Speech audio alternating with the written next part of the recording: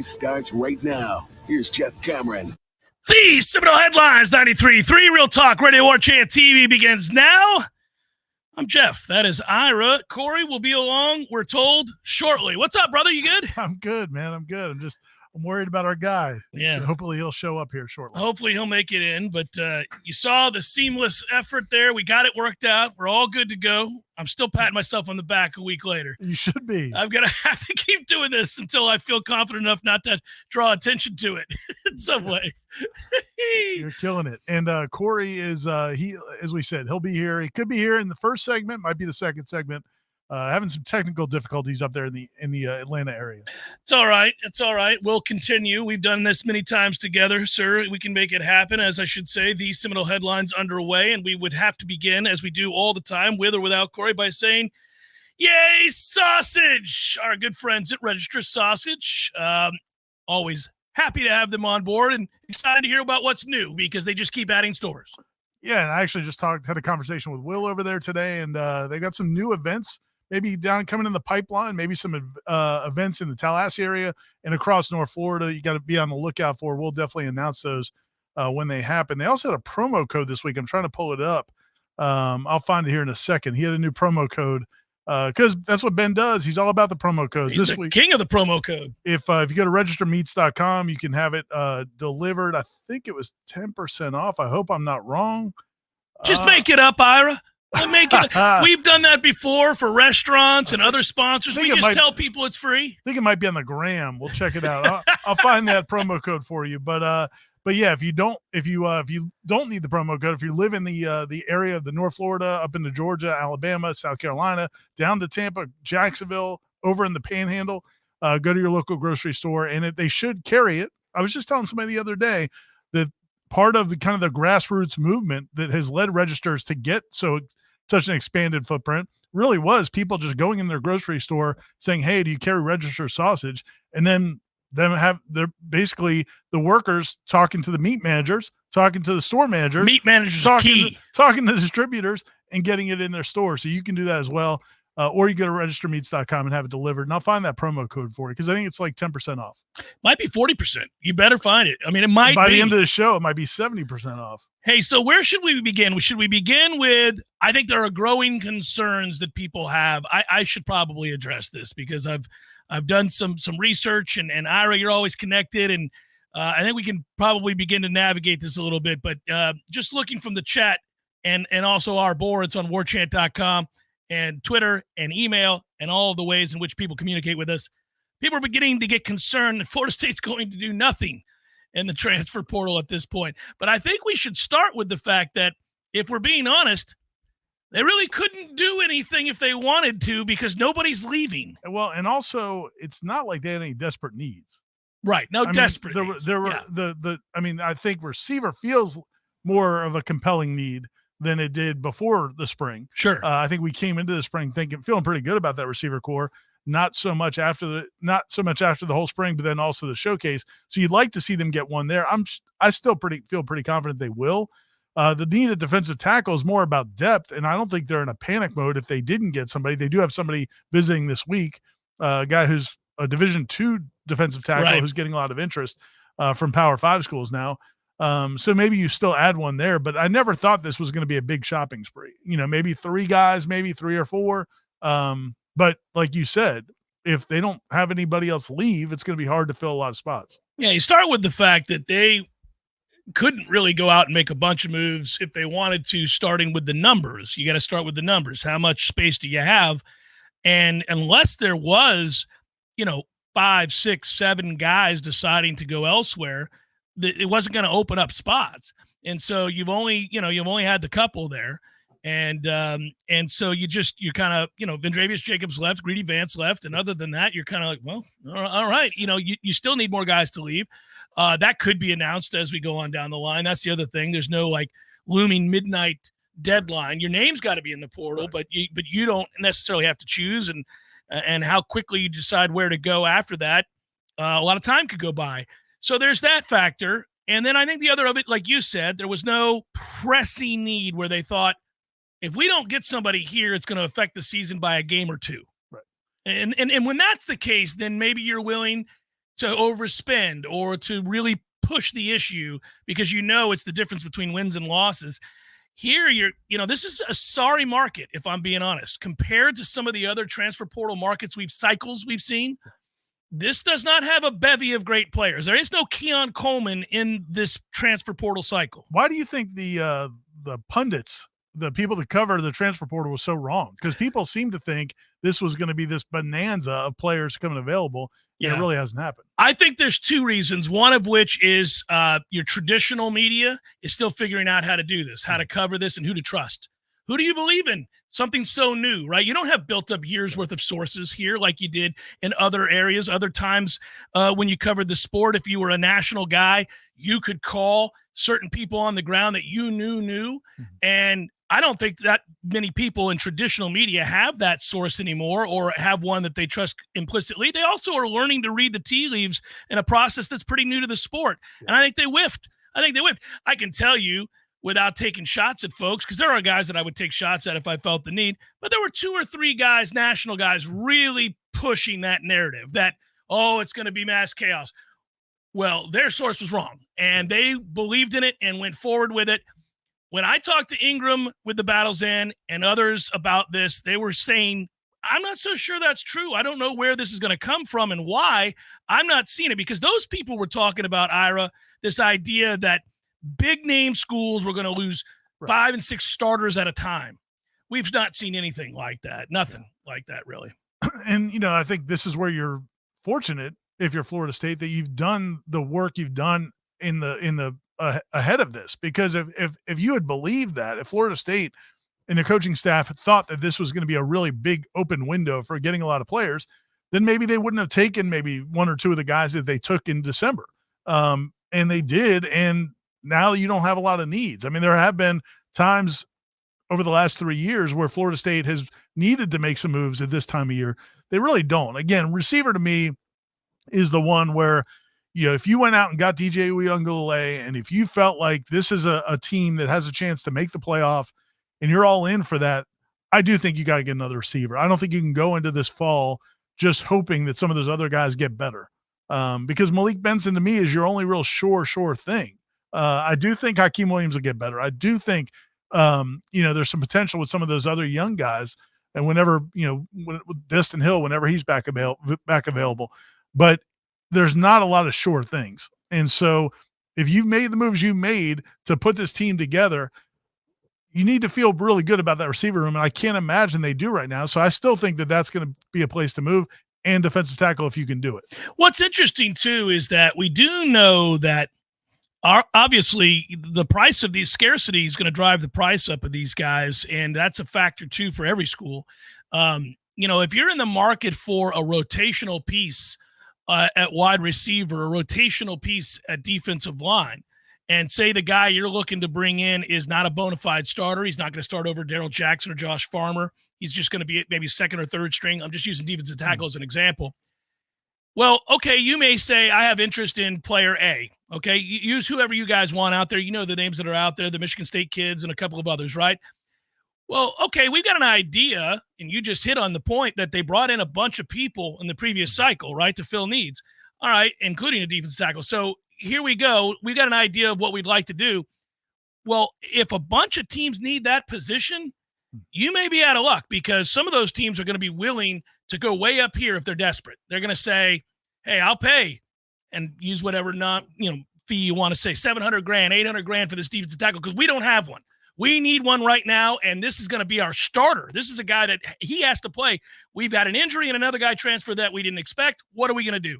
Whereas Florida State and other teams might say, he's just a rotational piece to us. I'm not going to get bit over a barrel here. I'm not, we have a good defensive line. We feel good about the defensive line. It'd be great if we had one more guy, but I'm not spending $1 million on a guy that we had as a 3rd stringer. And I think that's going on too. And this was not a good market for receiver, Ira. If you go back, and I'm not trying to take shots at the kids whose names are in the portal, but again, there is no Keon Coleman out there. There are some marginal guys that might help you. Again, you're not going to overpay for that. Some other team might, because they desperately need a guy. Our staff might, Florida State staff might go, yeah, we could use a guy, but I'm not gonna break the bank for an average player. I don't want to. if Darion Williamson stays, okay, let's just say he stays. All right, are you going to go into the portal to grab another Darion Williamson type player? You see what I'm saying? I'm not trying to take shots, sure. Darion, but you know what I mean. And there's no reason to push somebody else out or encourage them to explain to them that there's not a great opportunity here for them so that they leave. If you can only replace them with someone at the same level. Similar player. They made that mistake. Pseudo made that mistake at defensive end with last year. Yeah, last year. You know who's not in the portal? Corey Clark's not in the portal. He's made it. He's made it back. He's alive and well. He changed his mind. Look at that. Sexy bald guy shirt and everything. What's up, guys? Can you hear me okay? Now I can. You can hear me. Mm-hmm. Now the show can start. Have we talked about registers yet?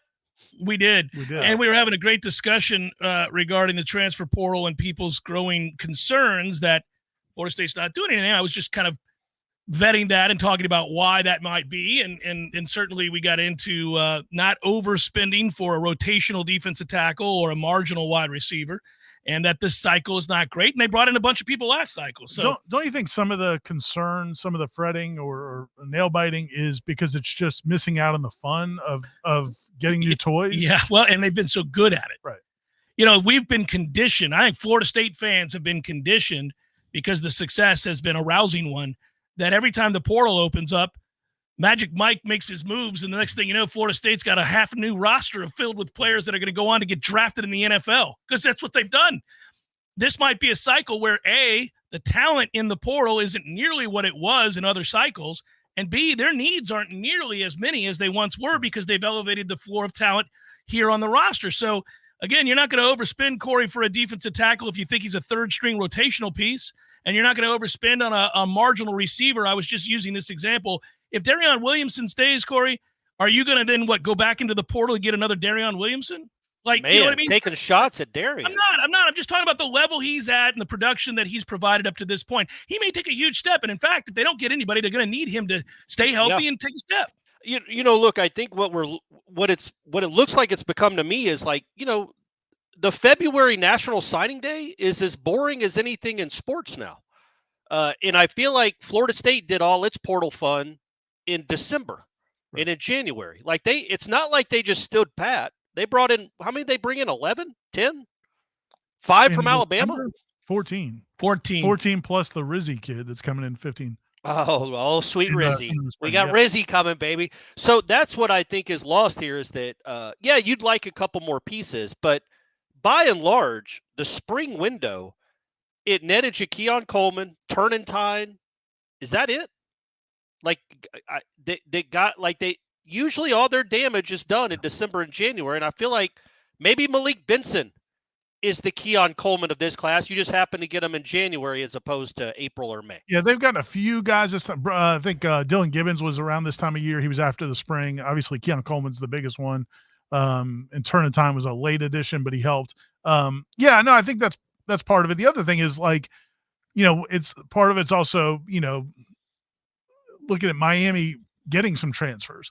But they're all in. They're trying to do it. Yeah. There's two things there. Number one is some of the guys that they're bringing in are positions that would not have done. Like they went and got one of maybe the best running back in the transfer portal, and he's a talented, great running back. But Florida State doesn't need a running back. Doesn't need a running back. So you weren't even in that competition. They went and got a DB. You don't need any DBs. You're stacked at DB. So it's not like you lost out to them on any of those. You weren't competing with them.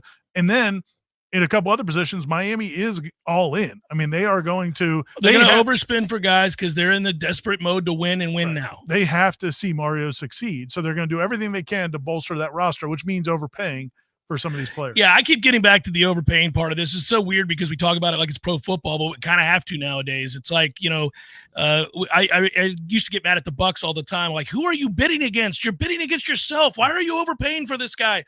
You know, we now look at these cycles in this marketplace and we're kind of like, well, I mean, I'd like that defensive tackle from the Big Ten, but I mean, he's not going to start here. I'm not even sure he's the second string. He's probably third string. It'd be cool. And then you hear whispers that it's going to cost him, you know, upwards of $1 million to bring a guy in like that because Texas wants him. Hey, man, good luck. Have at it, Texas. I'm not giving this guy $1 million because once you overpay there, the next cycle, it affects your whole locker room. Your whole locker room. Yeah. What are you going to say to Darrell Jackson? What are you going to say to Josh Farmer? What are you going to say to those guys? Yeah, it's potentially a problem, and they've navigated it well. I think they get the benefit of the doubt here. It is a little bit of perhaps FOMO, as the kids would say. Yeah, it's just people like, well, man, we've always hit it. We've always been the one. Yeah, we just were. Maybe this cycle is not one to do it. I mean, just to ease up off this. I don't – it doesn't look like they're going to – I mean, I'm not saying they're not going to get anybody. But it doesn't look like they're going to, make headlines with the guys they do bring. I think, to me, the most surprising thing is that nobody has entered the portal. Like, I would have thought – that, yeah, I would have thought the three wide receivers that we most talked about last week was Deuce, Darian, and Kentron.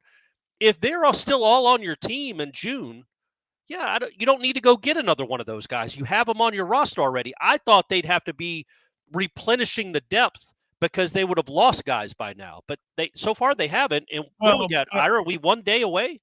But, I mean, I think you get into what's the cause and what's the effect. I mean, if they felt like they could go out and get a couple of elite receivers, then maybe you let those guys know, hey, dude, you're not going to play a whole lot this fall. And then they go in the portal. But if they don't feel like the market's good, there's not a lot out there, then they're not having those conversations. Maybe the conversation's a little bit different. Hey, keep working on it. Keep working on it. This is your year, big dog. This is your year. and so I think that's probably the challenge. As Jeff said earlier, there's not a lot of good receivers out there. And it really sucks because I do think they got to get better. I don't think the answer is just more reps for some of the guys they have. Yeah, it'd be nice if there was a guy that had interest and we were excited about him and it all lined up like it did last time. I don't know that that's going to happen this time. And again, you got to be careful not to overpay for a guy that's just a supplemental piece. At the same time, I agree with you, Ira. Both things can be true, right? They need to get better. It'd be nice if there was that answer. They're going to need guys to get better. I mean, I do think it's entirely possible you see a much better version of Akeem in the fall. Remember, spring is when guys are learning the playbook, especially a brand new quarterback. It's when you had a whole lot of new faces learning the playbook, understanding what they were going to be asked to do. And sorry to interrupt, but we did talk about this last night on the Smash with Tom that, they were going up against Azareye'h Thomas and Fentrell Cypress every day, which for a second-year receiver's a challenge. And who knew which plays were coming. Right. I mean, you watch this defense time and again, absolutely know what was coming. So it gets difficult. It's true. But I do sense it. I just know that people are like, well, what are we doing? And it's because I think we're spoiled in a good way because they've been so successful in the past. Seminole Headlines, 93.3 Real Talk Radio, Warchant TV continues in a moment. This is Patty Wilson. Oh, I'm sorry. We're ready. He's recording. Why are you always saying your last name? It's Patty and Scott. Everybody knows Patty and Scott. I don't know. This is Patty Wilson.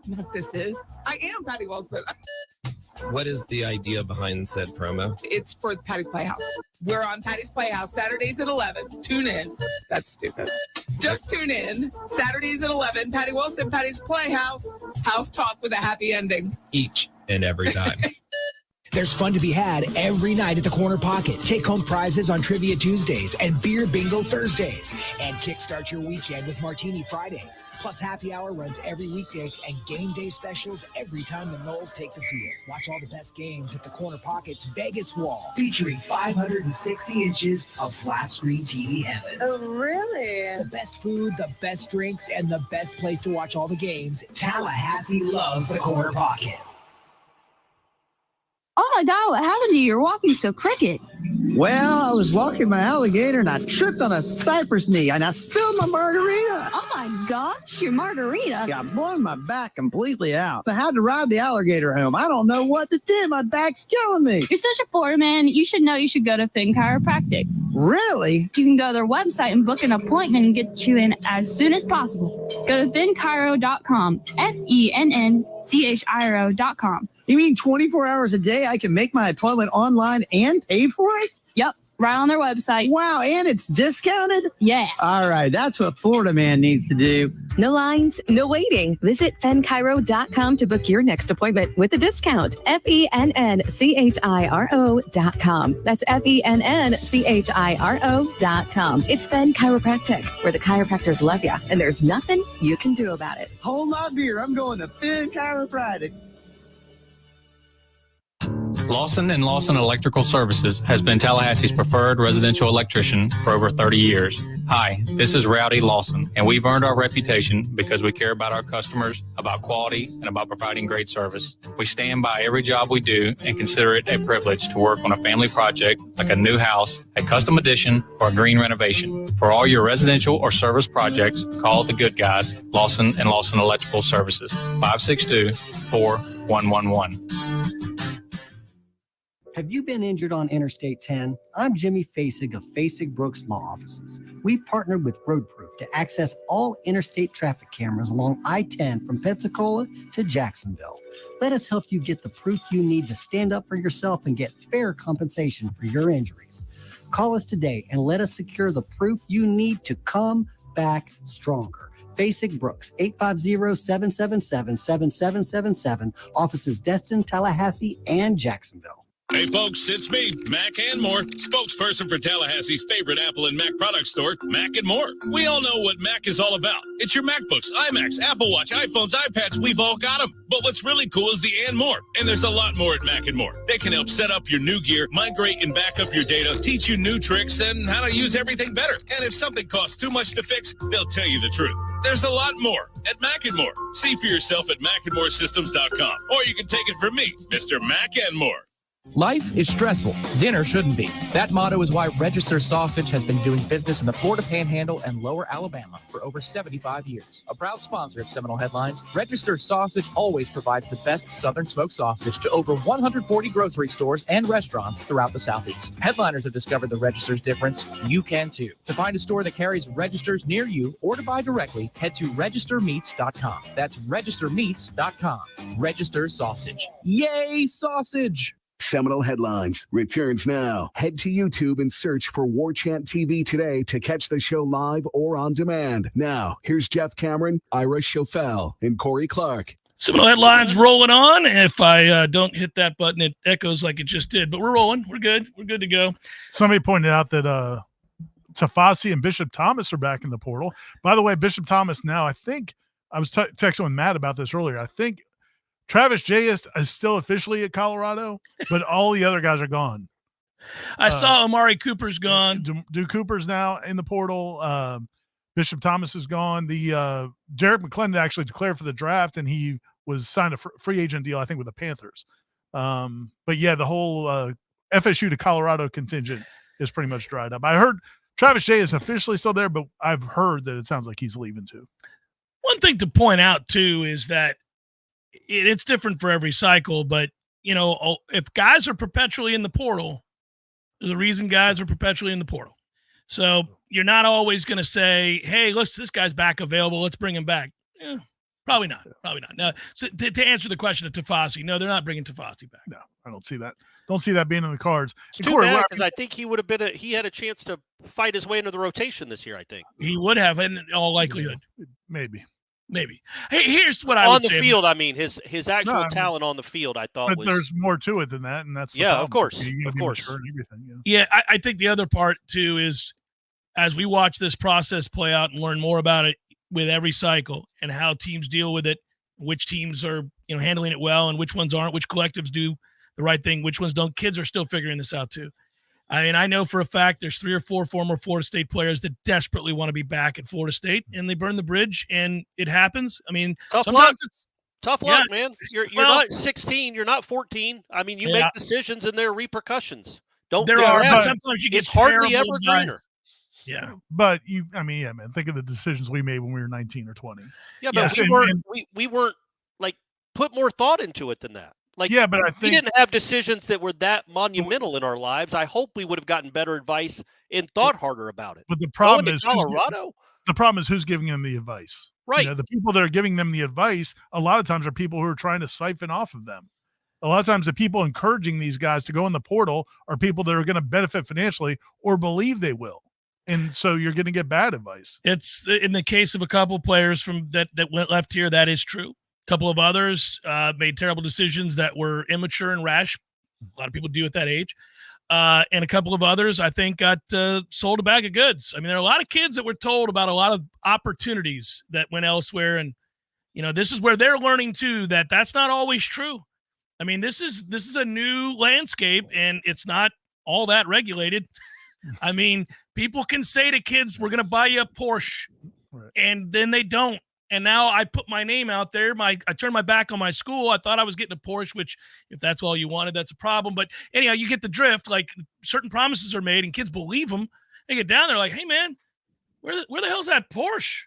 Yeah. Yeah, no, there is no Porsche, brother. And oh, by the way, the $50,000 we said we were going to give you is $20,000. I think a Porsche is a pretty good reason to leave. I'll be honest with you. If it's a brand new Porsche, I mean, that makes me think. Like a nicer Porsche. Yeah, like man, I wouldn't. That's a good enough reason for me to leave. I think maybe not one of those crappy Porsches. No, I'm talking about a 2024.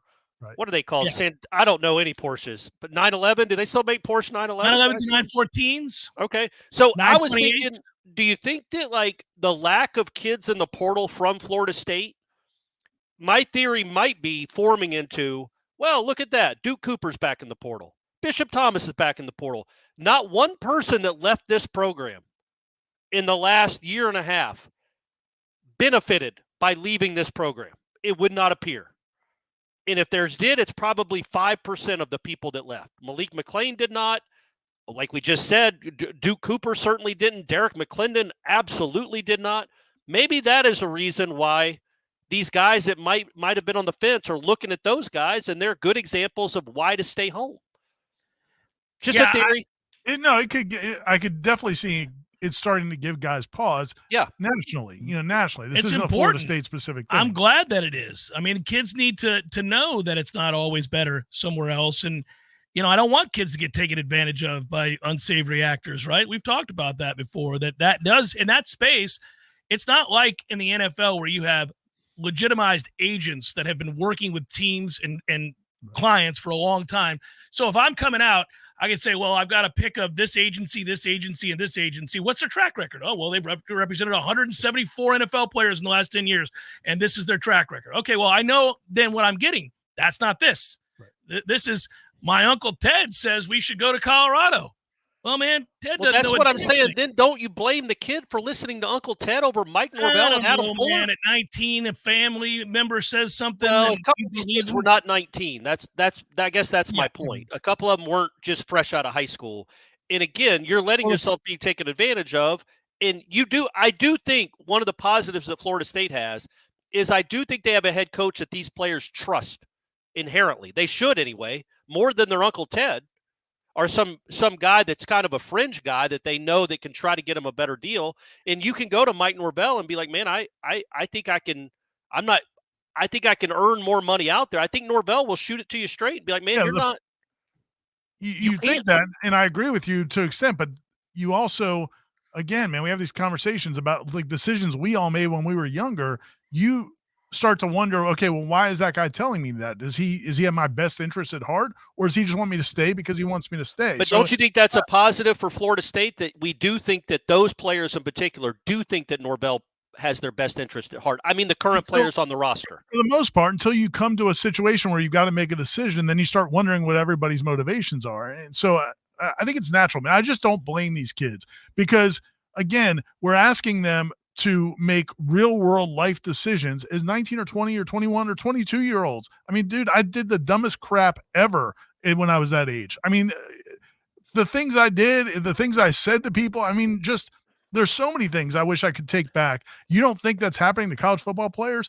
And especially in situations where there's money at stake. I mean, I did dumb things and said dumb things with nothing at stake.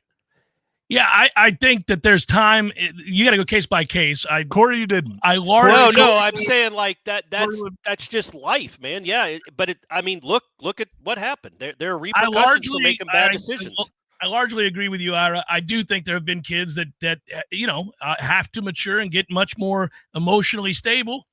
But that also is rooted in something that goes well beyond anything we're going to talk about here. And I'm not saying you should take them back. No, they screwed up. They screwed up. But I also don't think we should ridicule them because I think it's a tough situation, man. There are these guys are all at the door to this new phenomenon. Like this was we're watching them learn on the fly. Yeah, we're seeing a lot of this. The only time I ever have resentment is when a kid flies off the handle and says crazy stuff about a school or its coaches or his teammates. I got no time for that, especially when we know it's not true or wasn't true. I could deal with that. You can have character issues at any age, and that's when I'm like, red flag, we got a problem, screw that kid. But for most of the people, I'm of the same mindset. I've got to feel bad for him, especially when you hear about the things afterwards where you realize, well, this kid was told repeatedly by somebody he really trusted that this was going to be a great scenario for him. I can't imagine what it's like the moment that you get somewhere after this person that you love and trust tells you this, and you get there and you go, oh, well, none of this is true. I had it really good at Florida State. What the hell? And now you're screwed, because some of those kids have reached back out and been told, no, man, we're done here. The beauty, though, again, I guess going back to my point, is that those are great examples for Florida State to use now. Sam McCall is a great example. Tafasi's a great example. Duke Cooper, McClendon. All these guys are examples. If some kid comes to you because he's unhappy as a freshman, you'd be like, okay, look, man, look what happened to these guys when they left. We think you're going to be a starter in a year for Purdue. Now, there are plenty of guys on the roster that you'd be like, yeah, man, go get them. You can do it. We're holding you back. But the guys that you want to keep, man, here you go. Here's an example. Here's a litany of dudes that thought that the grass was greener, and it ended up being doo-doo brown. You know how that should be a poem, by the way. Good reference. You think they, you know how like in the football offices at Florida State at every school, they'll have like the pictures of all the guys in the NFL. Are the All-Americans? Yeah. Should they have another one? The dudes that went in the portal and like put like they left here to go here, and then like destination unknown with the big huge a huge sign above where it could just say, let this be a lesson to you. Be more subtle. No, like in the wild, like go all in. On the Wild West, when criminals get caught, they put their dead bodies outside the saloon. This is what happens to grifters around here. Here you go. You could end up here, just like so-and-so with a picture of. I think Mike Norvell's going a little class here, just like we wish them well. We wish them well. Oh, that's nice, but still have the pictures of those kids. Right. Yeah. We wish them well is pretty good, actually, because that could be a sarcastic we wish them well. It's definitely a sarcastic. 100% is. That's not classier at all, then. Well, we can act like it is. That's the best part. Yeah, it's not classy at all. I think mine is better. We're shooting you straight. Screw these kids. Here's the hall of screw these kids. There they are. There's a bunch of them. How about just a room with all the transfer portals you brought in? So it's Verse, Jermaine Johnson, Jamie Robinson, Fisk, Travis, all in all. And then the same room has the guys that left. And the players themselves can form an opinion on who's winning the game, who's doing better by leaving, and who's doing better by staying or coming in. All right. I think we've vetted enough of the transfer portal for now. We'll have to switch gears when we come back and go into another subject. We can either go FSU basketball. We can, next. Oh my gosh. Well, Taylor Swift had come out with a new album, so we'd be all the material. I'm sure Corey knows it backwards and forwards, given his wife. I've heard a few songs. Could be happening next. Seminole Headlines, 93.3 Real Talk Radio, Warchant TV. Your local news now. A man was hospitalized over the weekend after he was shot Sunday morning. The man was walking along the 300 block of Owsley Road just before 9:30 Sunday morning when another person pulled a gun on him unprovoked. As the man ran to a nearby store for shelter, he was struck by gunfire. He was transported to a local hospital for treatment. His injuries were classified as non-life-threatening. No arrests have been made in this case. This is an open and active investigation. Several student housing apartments went up in flames during the overnight hours Monday in Northwest Tallahassee. Just before 2 a.m., TFD responded to a multi-residential structure fire in the 700 block of West Carolina Street. Once crews arrived, the heavy fire was found coming from several two-story apartment buildings. The fire impacted 3 buildings. The Red Cross has been in touch with students to provide help. There were no injuries to any of the residents. 1 cat was rescued and 1 dog did die in the fire. This is Rachel Anay with the Real Talk 93.3 Local News Update, brought to you by Macklemore Systems, Tallahassee's go-to Mac store. Check them out online at MacklemoreSystems.com. This is meteorologist Paul Trombley with your Real Talk 93.3 weather update. A blend of clouds and sun this afternoon with a slight chance of thunderstorms. High temperatures reach up to 84, winds out of the south 8 to 15 miles per hour. Partly cloudy skies with fog in spots tonight. Slight chance of thunderstorms, lows level off around 66. This report is brought to you by the Lawn Johns. For all your landscaping and lawn care needs, visit thelawnjohns.com. Right now, it's 84 degrees. Just a call away. 222-7722. AC and electric is what we do. Service, repairs, and installation too. 222-7722. Invest in a Peak Performance membership and you'll buy peace of mind in knowing that you're extending the life of your system and probably saving money on your power bill too. The program includes comprehensive tune-ups that keep your system running at its maximum efficiency. And Peak Performance members get many benefits, including priority service. Members jump to the front of the line when their comfort system fails. And a 15% discount on all parts. The Peak Performance membership pays for itself over and over again. Call today and have peace of mind. And Parker's is now offering electrical services too.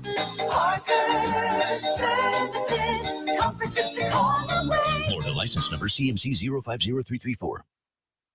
Life is stressful. Dinner shouldn't be. That motto is why Register Sausage has been doing business in the Florida Panhandle and Lower Alabama for over 75 years. A proud sponsor of Seminole Headlines, Register Sausage always provides the best Southern smoked sausage to over 140 grocery stores and restaurants throughout the Southeast. Headliners have discovered the Register's difference. You can too. To find a store that carries Registers near you or to buy directly, head to registermeats.com. That's registermeats.com. Register Sausage. Yay, sausage! Seminole Headlines returns now. Head to YouTube and search for Warchant TV today to catch the show live or on demand. Now, here's Jeff Cameron, Ira Schofel, and Corey Clark. So how about the baseball team, guys? That's a nice road series win against a top 10 team in Duke. And sooner or later, you're going to get more of these arms back. We did see Ben Barrett make his way back. Hopefully he'll be able to shoulder more of a pitching load down the line. But then the 2 pitches he threw?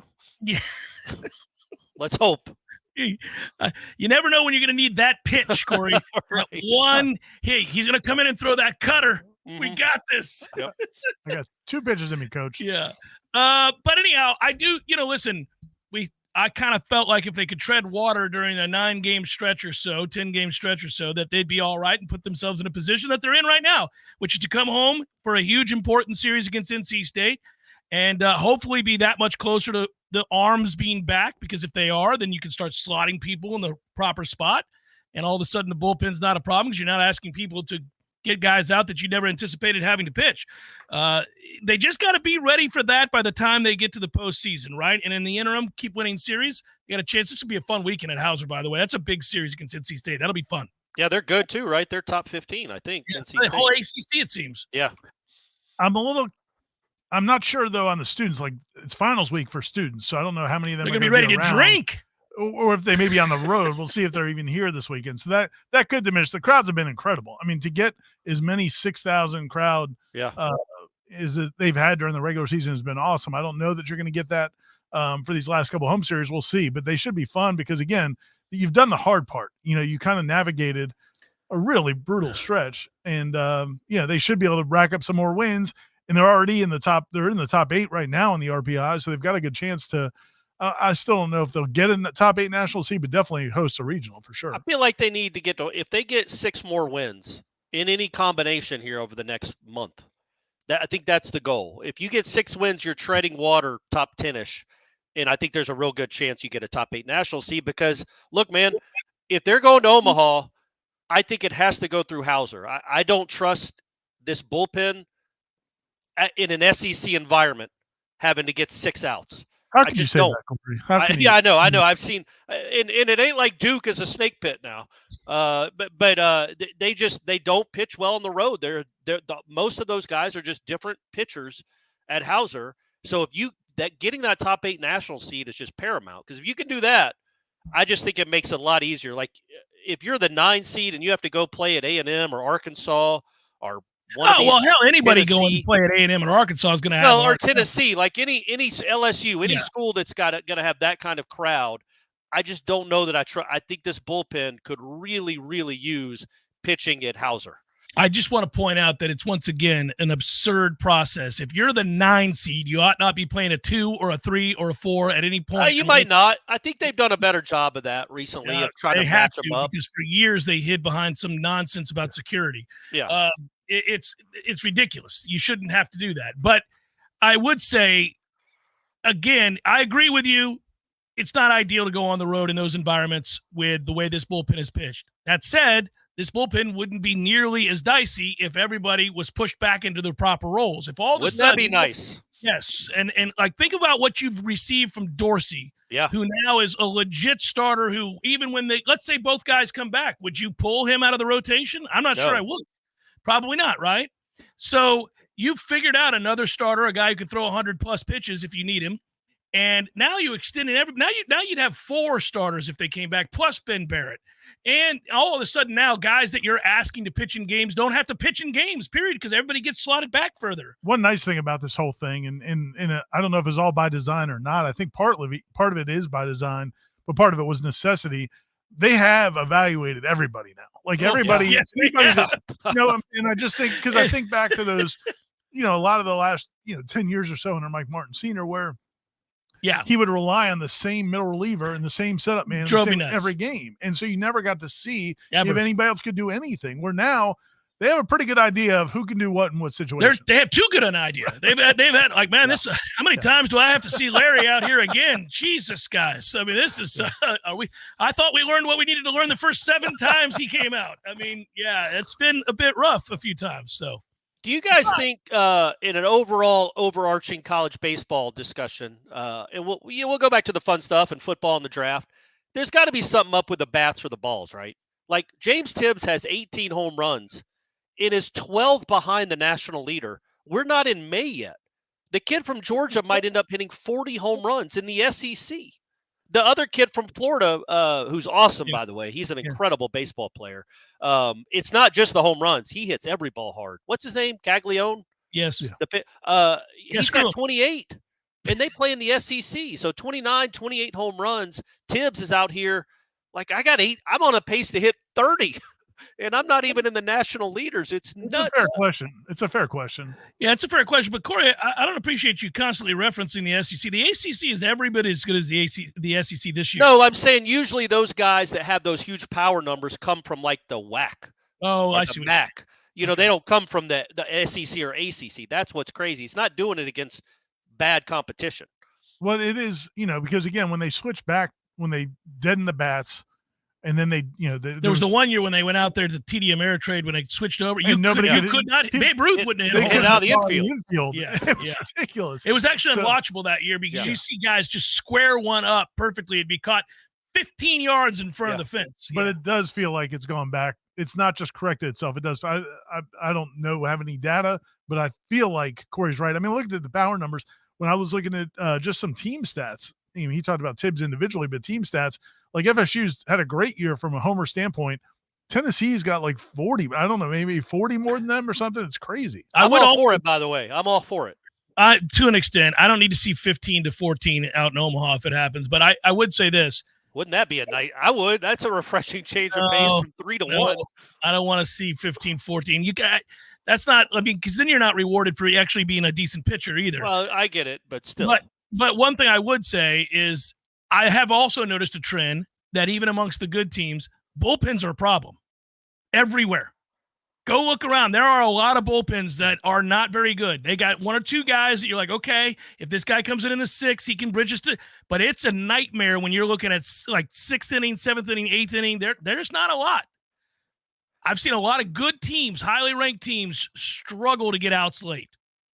I feel like I think when Brady hits his peak athletically and physically, he'll probably be able to throw 82 to 84 miles an hour. Change of pace out of the pen. I mean, all these guys, like it's when you watch a position player pitch in Major League Baseball. It ain't like they get tattooed because they're not used to that speed. It's basically just change-ups. So I think there's a role for either knuckleballers to come back because all these kids can hit 95 now. It doesn't faze them. So have somebody come out of the pen throwing 82 just over the top. Good luck. You're going to be out in front, hit a ground ball to short, or have a knuckleballer. There aren't any knuckleballers anymore, man. Knuckleballs are hard to hit. Third baseman everywhere are like, shut your mouth. Yeah, play back a little bit. Corner while my man's throwing 82. No chance. Usually when kids go on recruiting visits, they just play. Like they perform. They show what they can do. Like they go to these clinics or camps. They want to show what they can do. Corey's just going to go with Brady to these schools and pitch this idea, this concept. So this is my son. Tops out at about 83. You've not seen anything like it in either of your hitters. Yes, so exactly right. Let's get him out here, throw a little bit, little BP. Now look, one time Give him one time through the lineup. The second time, they're going to figure him out probably. He's got about 2 or 3 innings in him tops because then they'll probably time the 83. But, yeah, it's crazy. I think it's everybody throws 90s, so it doesn't – you get a barrel to the ball to a 94-mile-an-hour fastball, it's going to go hard and far. That's just what happens. With an It's crazy. I like it, though. I like watching this team hit. I like watching college baseball where they're not all 4-1 games anymore. Well, and they haven't been in a while, and I agree with you. And this is fun to watch. Yeah, I'm not saying it needs to be 2-1, but I don't need what it was way back in the early 90s, Corey, when we go out there. Sure.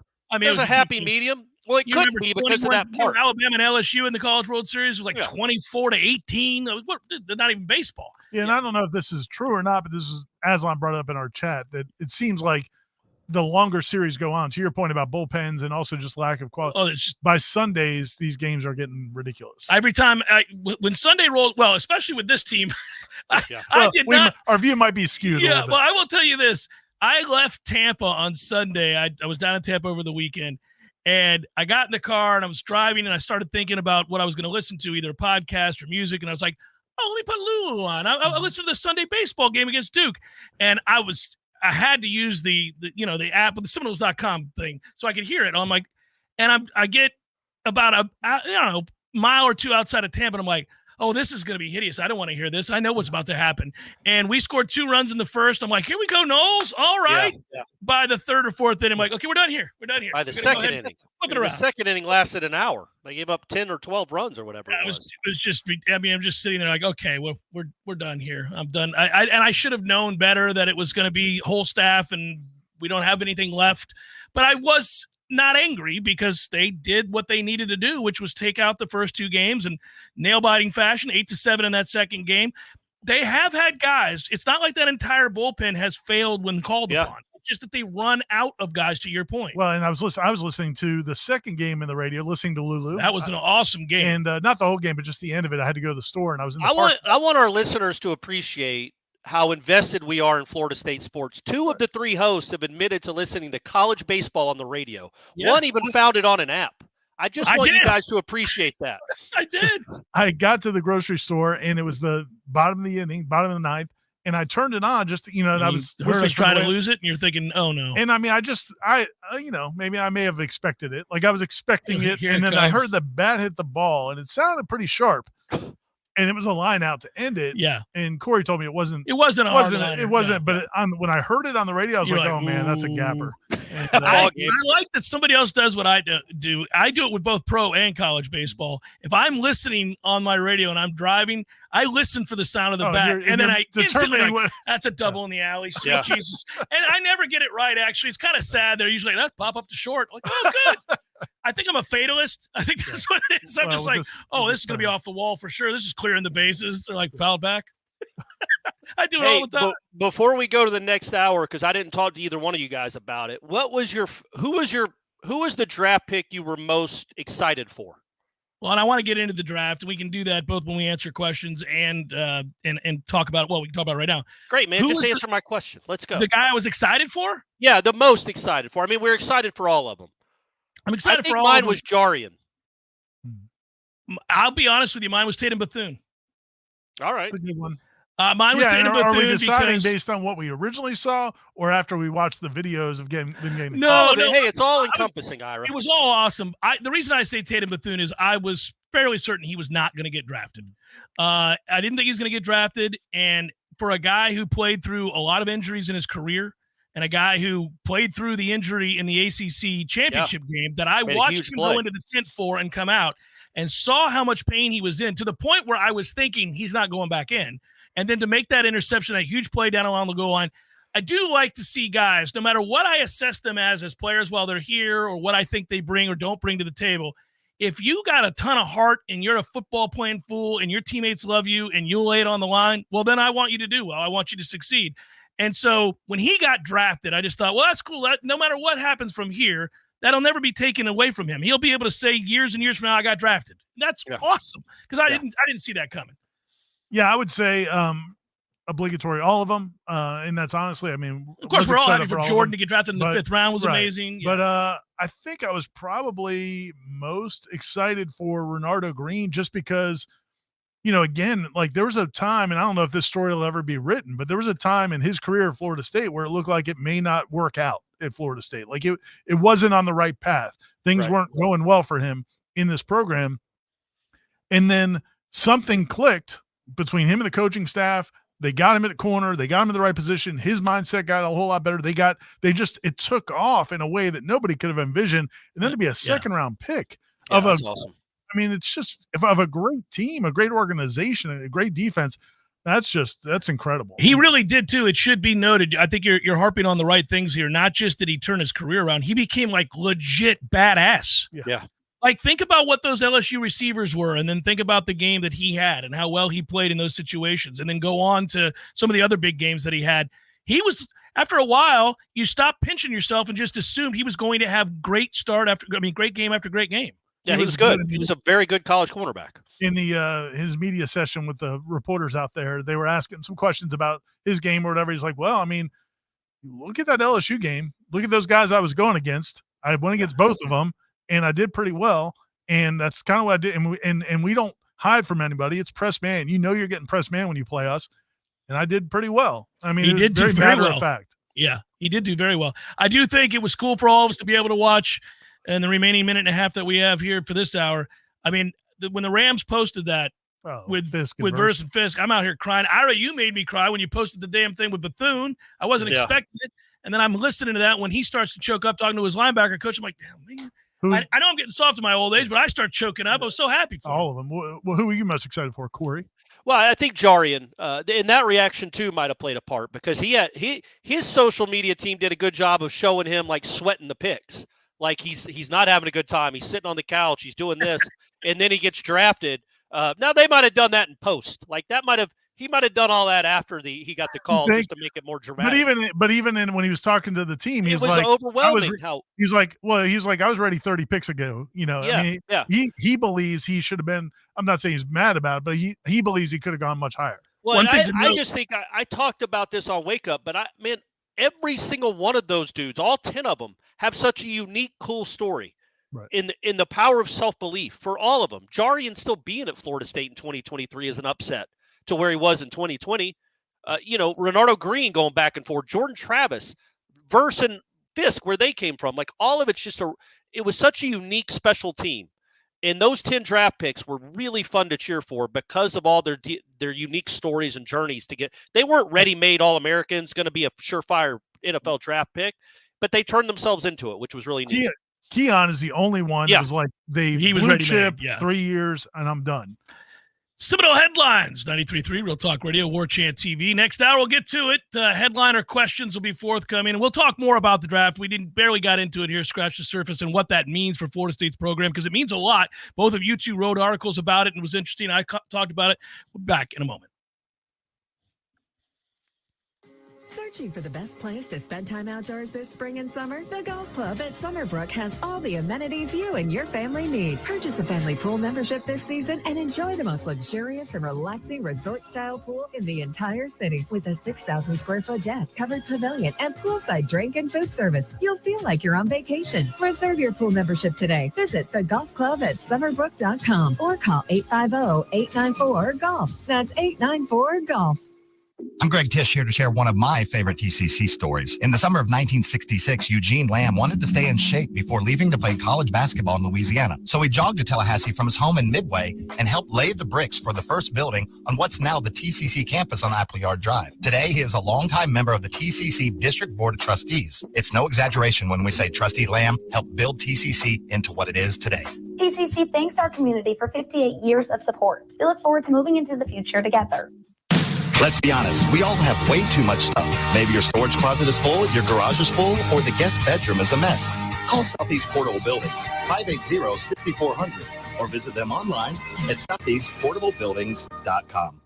Hi, this is Justin Colvin, founder of the Medicare Help Desk. I routinely speak to seniors who are overwhelmed by the multitude of coverage options available to them. That's why I created the Medicare Help Desk radio show. Tune in every Sunday at 11:30 a.m. where I provide clear answers to all your questions about Medicare. I I'm getting vaccinated with Prevnar 20, a Pfizer vaccine. So am I, because I'm at risk for pneumococcal pneumonia. If you're 19 or older with chronic conditions like asthma, diabetes, COPD, or heart disease, or are 65 or older, you are at increased risk for pneumococcal pneumonia. Ask your doctor or pharmacist about Prevnar 20, pneumococcal 20-valent conjugate vaccine. It can help protect you against pneumococcal pneumonia in just one dose. Even if you've already been vaccinated with other pneumonia vaccines, Prevnar 20 may help provide added protection. Prevnar 20 is approved for adults to help prevent infections from 20 strains of the bacteria that cause pneumococcal pneumonia. Continued approval may depend on a supportive study. Don't get Prevnar 20 if you've had a severe allergic reaction to the vaccine or its ingredients. Adults with weakened immune systems may have a lower response to the vaccine. Side effects include pain and swelling at the injection site, fatigue, headache, muscle, and joint pain. For full prescribing information, please call 1-855-213-2138 or visit Prevnar20.com. Many orthodontists in Tallahassee can straighten a smile, but at Birch Orthodontics, they're dedicated to providing the finest care possible. The experienced and friendly staff is trained in all of the latest techniques. So whether you need standard treatment like braces or Invisalign, or you have a more complicated case requiring extra attention, Birch Orthodontics is here for you. Set up your free consultation today by visiting birchorthodontics.com, BURCH orthodontics.com, or call 850-877-1692. At Birch Orthodontics, they create beautiful smiles that last a lifetime. Seminole Headlines. Coming up next, more of the Jeff Cameron Show. Live and local on Real Talk 93.3. WVFT. Here's Jeff Cameron, Ira Schoffel, and Corey Clark. The latest betting odds and line movements from Vegas. This is your action update. Now here are your latest lines from our guys in the desert. Tampa Bay Rays today, $1.20 underdog of the Milwaukee Brewers and Freddie Peralta. Brewers minus 142 moneyline favorites, 7.5 flat the total at American Family Field. Ronaldo Lopez pitching for the Braves, $1.30 favorite against Luis Castillo, the Mariners, plus 110, 7 over at T-Mobile Park. Florida Gators baseball today in Gainesville. The Gators are a $2.98 home favorite against the Florida Atlantic Owls, plus 220. Kyle Larson opens plus 380 to win. The Kansas Speedway Advent held 400 on Sunday in the Cup Series. Denny Hamlin 4-1. Tyler Riddick is 6-1. Free betting splits available at vsin.com/split. For more sports betting news and information, go to vsin.com. Mike Sennett, Real Talk 93.3. Some people just know the more you protect, the more you save with Allstate, because they know insurance math. Like if you protect your home and auto, Allstate can save you up to 25%. So it's like losing money if you don't bundle. Save more when you protect more. Bundle home and auto with Allstate today.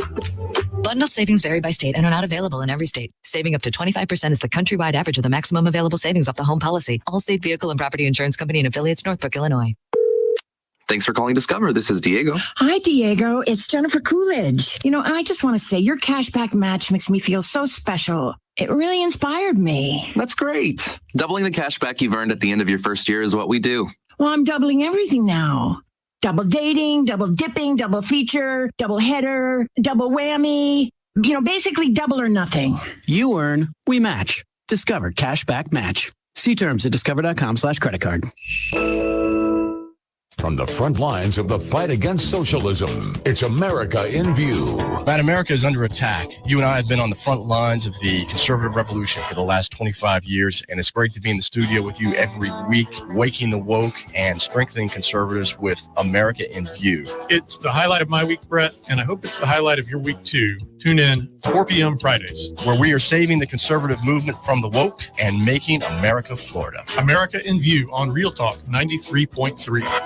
There's fun to be had every night at the Corner Pocket. Take home prizes on Trivia Tuesdays and Beer Bingo Thursdays. And kickstart your weekend with Martini Fridays. Plus happy hour runs every weekday and game day specials every time the Noles take the field. Watch all the best games at the Corner Pocket's Vegas wall, featuring 560 inches of flat screen TV heaven. Oh, really? The best food, the best drinks, and the best place to watch all the games. Tallahassee loves the Corner Pocket.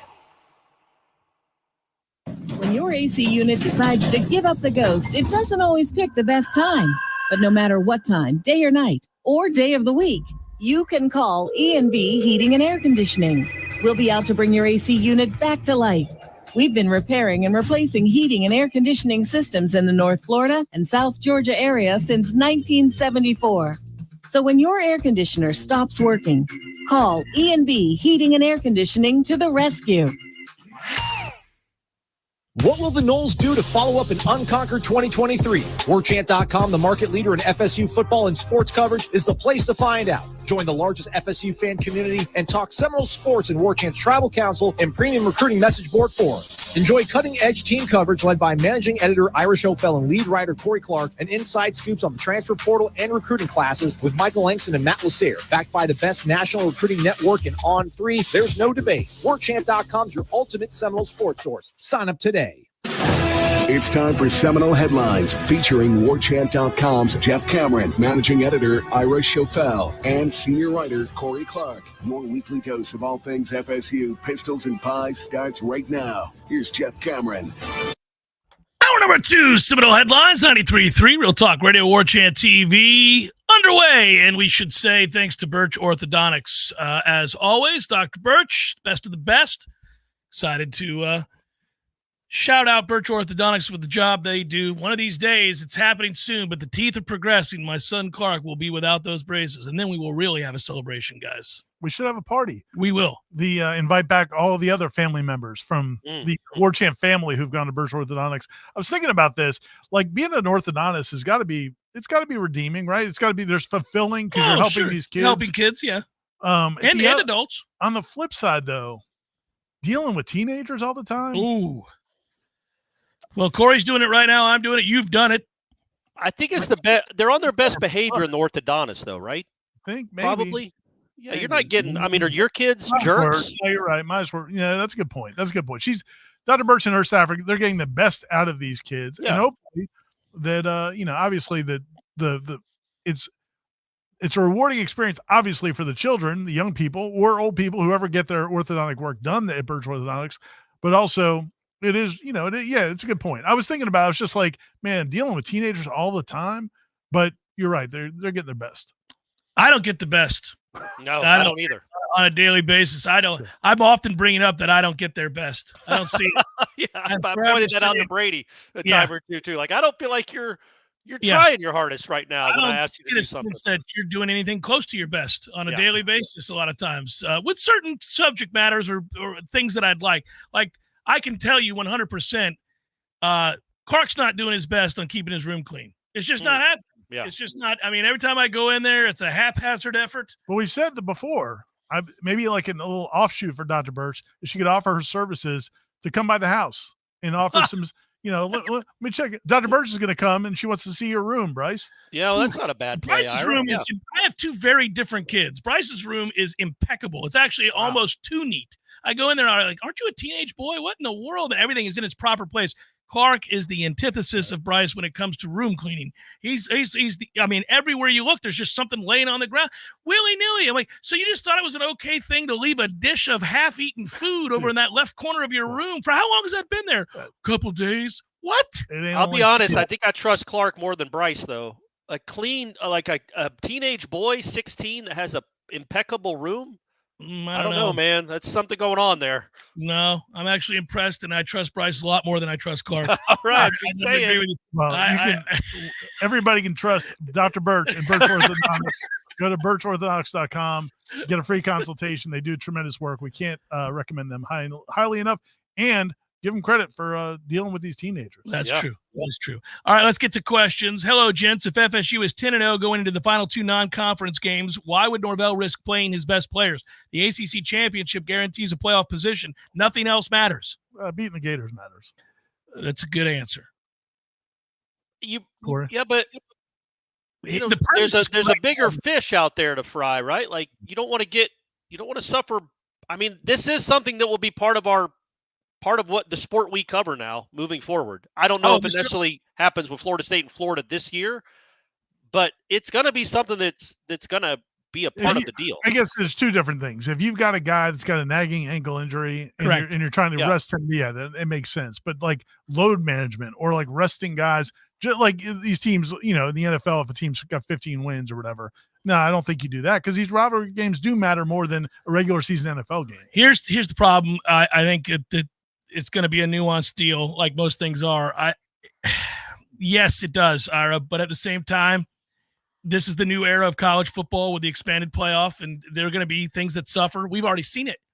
And it pisses me off because Florida State just got screwed when it was on the heels of what we saw previous, which was that TCU lost to Kansas State in the final game they played that year in the Big 12 championship. Yeah. Because it didn't matter. They're like, it doesn't matter.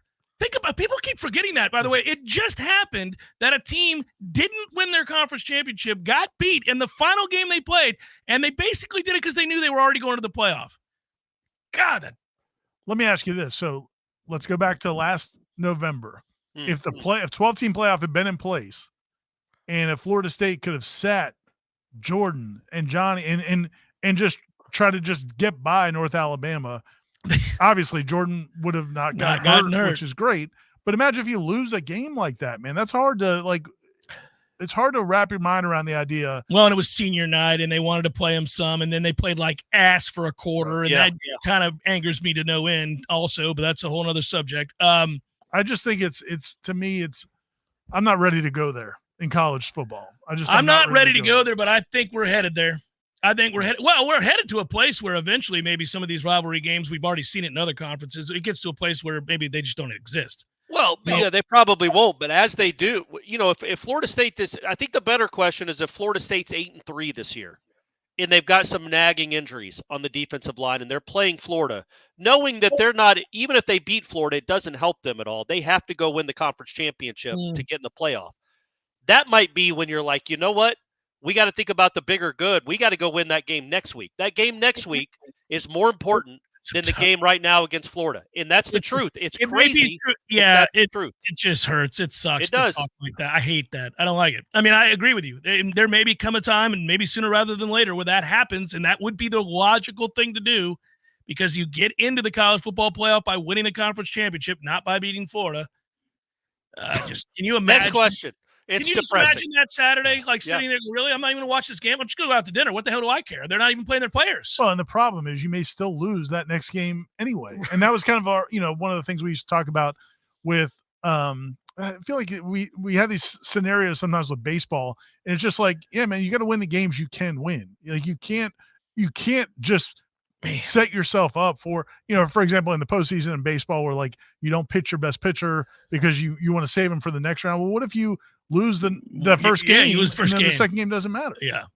Zotter with a Z writes, how many times have you watched the Jared Verse and Braden Fisk phone call? And can we get the esteemed FSU Film School to film the two of them living their life in LA as rookies together? Well, I have thought about how cool it would be. You get drafted by the Rams. You're that age. You're at this stage of your life, and you were given millions of dollars, and you're going to be living in Los Angeles. Wouldn't suck. Those taxes, though.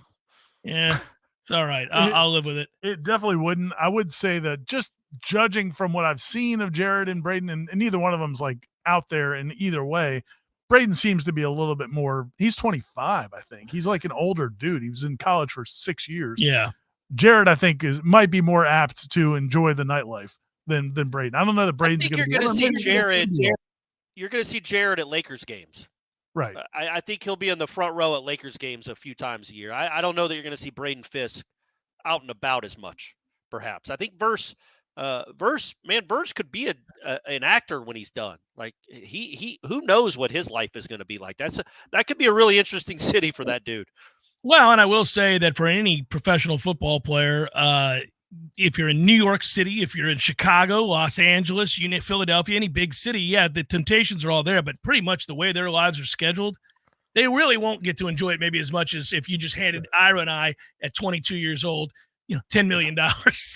I do think but back to the original part of the earlier part of the question about how many times we watched that, I probably watched that thing, I don't know, 7-8 times. I mean, because I went back in different views of it. It's just really cool. I mean, and I think part of there is the collective, like the emotions for them getting to play together, but then also Braden's dealing with his own emotions. Oh yeah. I mean, a year and a half ago, he was at Western Michigan. He redshirted at Western Michigan as a freshman. I mean, that's just mind-boggling that guy, he goes to Western Michigan, who, by the way, that program puts dudes in the league. especially Western Michigan's good. Yeah. Yeah. But he redshirted, and then, you would just never imagine that 5 years later you're going to start at Florida State and be a second-round pick. Your boy has won quite a few chunks of change from Western Michigan over the years. Yeah. That's nice. Hard for Western Michigan. They've done well by me.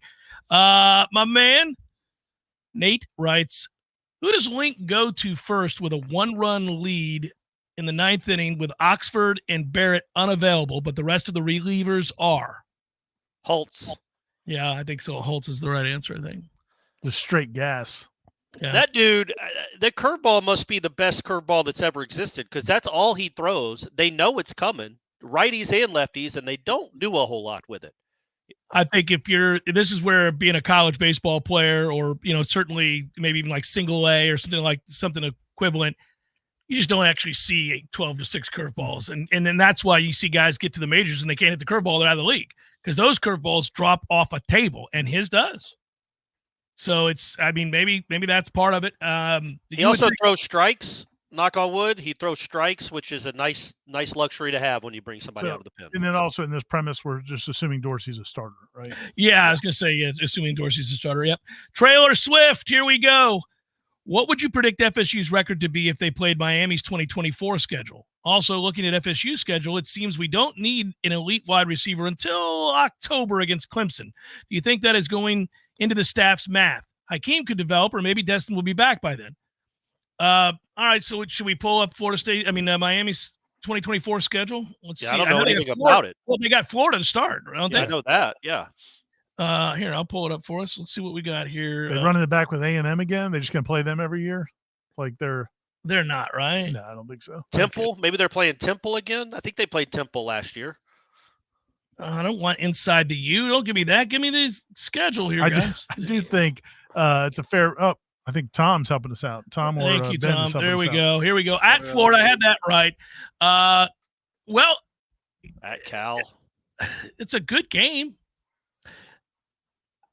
I kind of lean Miami to beat Florida, don't you guys?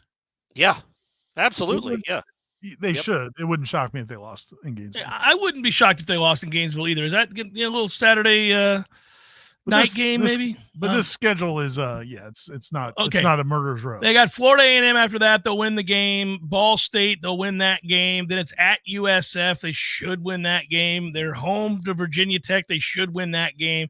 At Cal, they should win that game. Then it's a bye week. Then it's at Louisville. They should win that game. They host Florida State University. That's our home away from home down there at the Hard Rock. Yeah. Kind of feels like a toss-up game. Duke is at the Hard Rock. That's a rivalry game back-to-back weeks, boys. Yeah, that's tough. You got to get up for it twice. Got to get up for it twice. Yeah. What if they lose to Florida State on a last-second field goal? You can't lose to Florida State twice. Duke, come in there and beat you. That's a toughie. That's a rivalry. And then at Georgia Tech, that's probably a win, although they just lost to them at home last year. Then a bye week. Wake Forest at home. So you're right. Ira, this schedule sucks. They're going to go 10-2. I mean, maybe. We'll see. I mean, we'll see. Mario might do Mario stuff. Yeah, Mario can do Mario stuff, and they could lose several of those iffy games. But yeah, it's not the most daunting of schedules. It's not Florida's schedule. What's the 21 by Louisville and the 15 by Florida State? Is that perceived rankings for next year? Where are you looking? Right next to Florida State, it says 15. Yeah. That was their rank even win. No, it wasn't. That's what I'm saying. It's like it must be on some services ranking. It's got to be connected. I don't think at Louisville is going to be a tough game. I mean, look, man, what have we seen from Miami in the last 20 years that thinks that any of those are more than just a coin flip? They lose 6 games every year, and they lose to teams they're not supposed to. I know they're going to have more talent this year, but Cam Ward gets a sprained ankle. They could go 4-8. Mario will lose a game or two with fourth quarter decisions. So that happens everywhere he's ever been. It happens all the time. He finds ways to snatch defeat from the jaws of victory. So he'll lose at least – how about this? He'll lose at least one game this year from being incompetent, game day incompetent. And then as far as the personnel, I think the personnel is pretty good at Miami right now. They ought to go 9-3 or 10-2 if they play to their ability. They ought to with this schedule. But, again, I can't assume any of those things, so I'm with you on that, Corey. We'll see. But the question was, what would Florida State do with that schedule? And I think Yeah, you're 10 right. 2, 11-1 if they're healthy. Yeah, I don't think it's probably. I don't know that it's a drastic change from what their current schedule is. Just the at Notre Dame. They don't have the at Notre Dame. Right. At Notre Dame, you're out the gates in Ireland against the Georgia Tech team. It's much improved. It would be weird to see. I mean, if they don't hit the ground running because of all the new faces, you could have a problem on your hands. That's the only thing. Well, Clemson, too. I guess they got Notre Dame and Clemson, so it's definitely tougher. Nick writes, morning, gentlemen. I think the Rams call with Braden Fisk is one of the coolest draft moments I've ever seen. What do you think the coaching staff's reaction to it is? Oh, I'm sure they loved it. I'm sure that they I can't imagine that they didn't get excited for those two young men, but also a little choked up themselves. They know the work those guys put in. Oh, and they definitely are using it to their advantage in terms of recruiting. I mean, Adam Fuller is not the most active guy on social media at all. He must have tweeted 300 times over those 3 days, just retweeting all of the tweets about this guy and that guy. I mean, they had a great week. I mean, that was a great weekend for Florida State.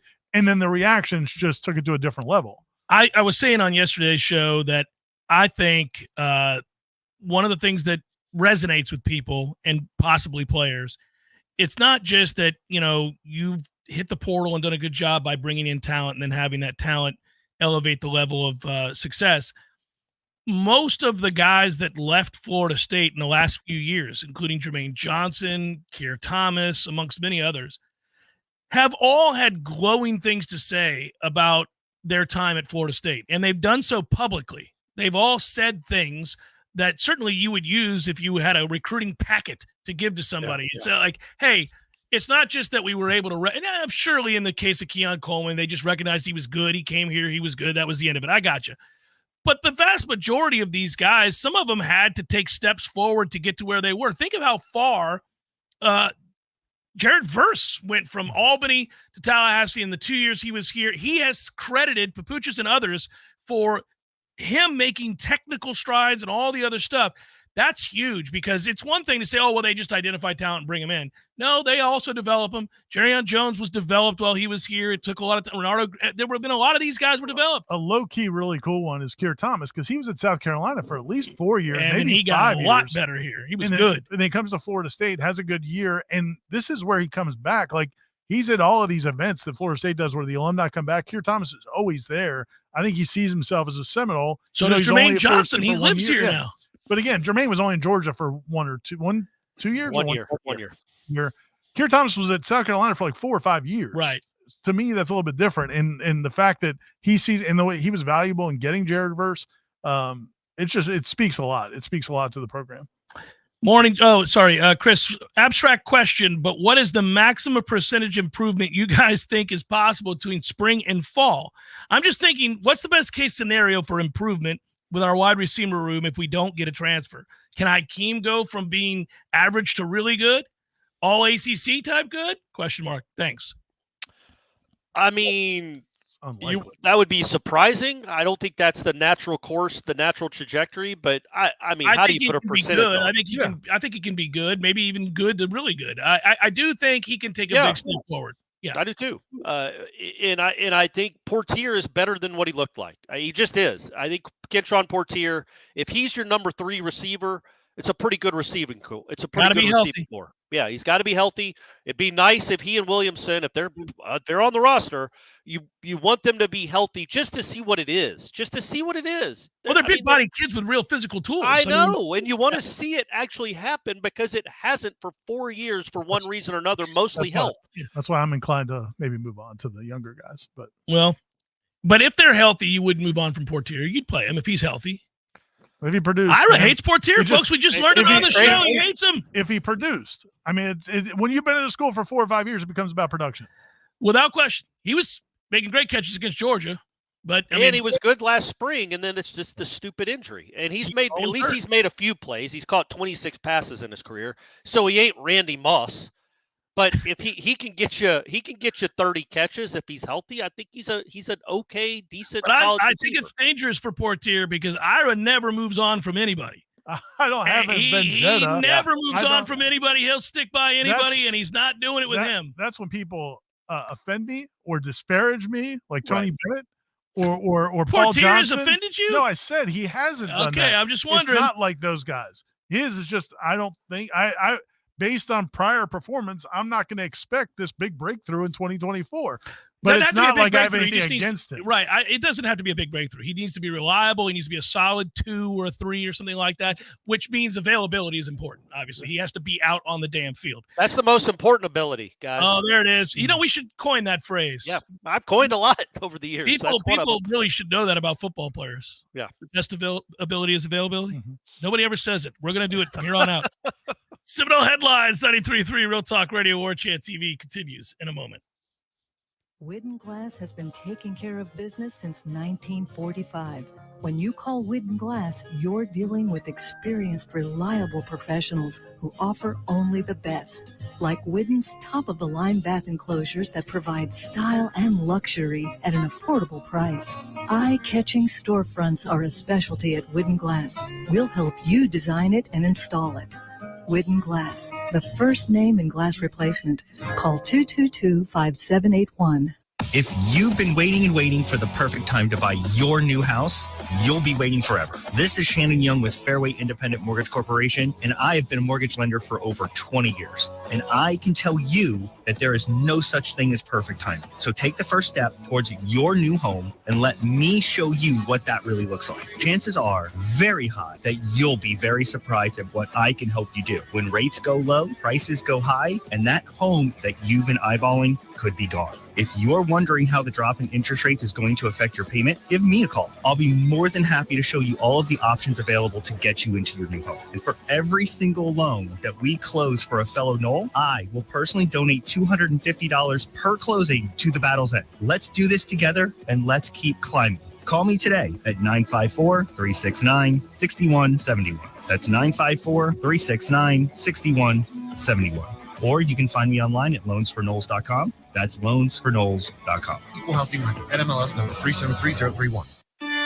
Every nose cool. He's keeping you comfortable. Every nose cool.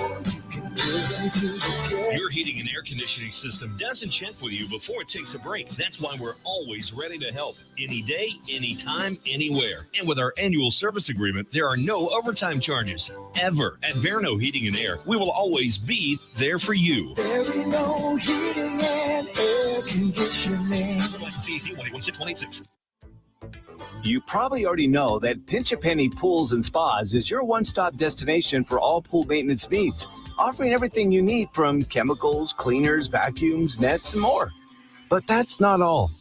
Pinch a Penny also carries a huge selection of premium hot springs hot tubs paired with easy financing options, making these luxury hot tubs affordable for everyone. And if you have an older hot tub and you're worried about the hassle of removing it, worry no more. Pinch a Penny will not only remove and haul away your old hot tub, but also offer a trade-in value for a credit towards your new one. So why wait? Visit Pinch a Penny's 12,000 square foot showroom today on Greer Road and discover how effortless and affordable owning a fantastic hot tub can be.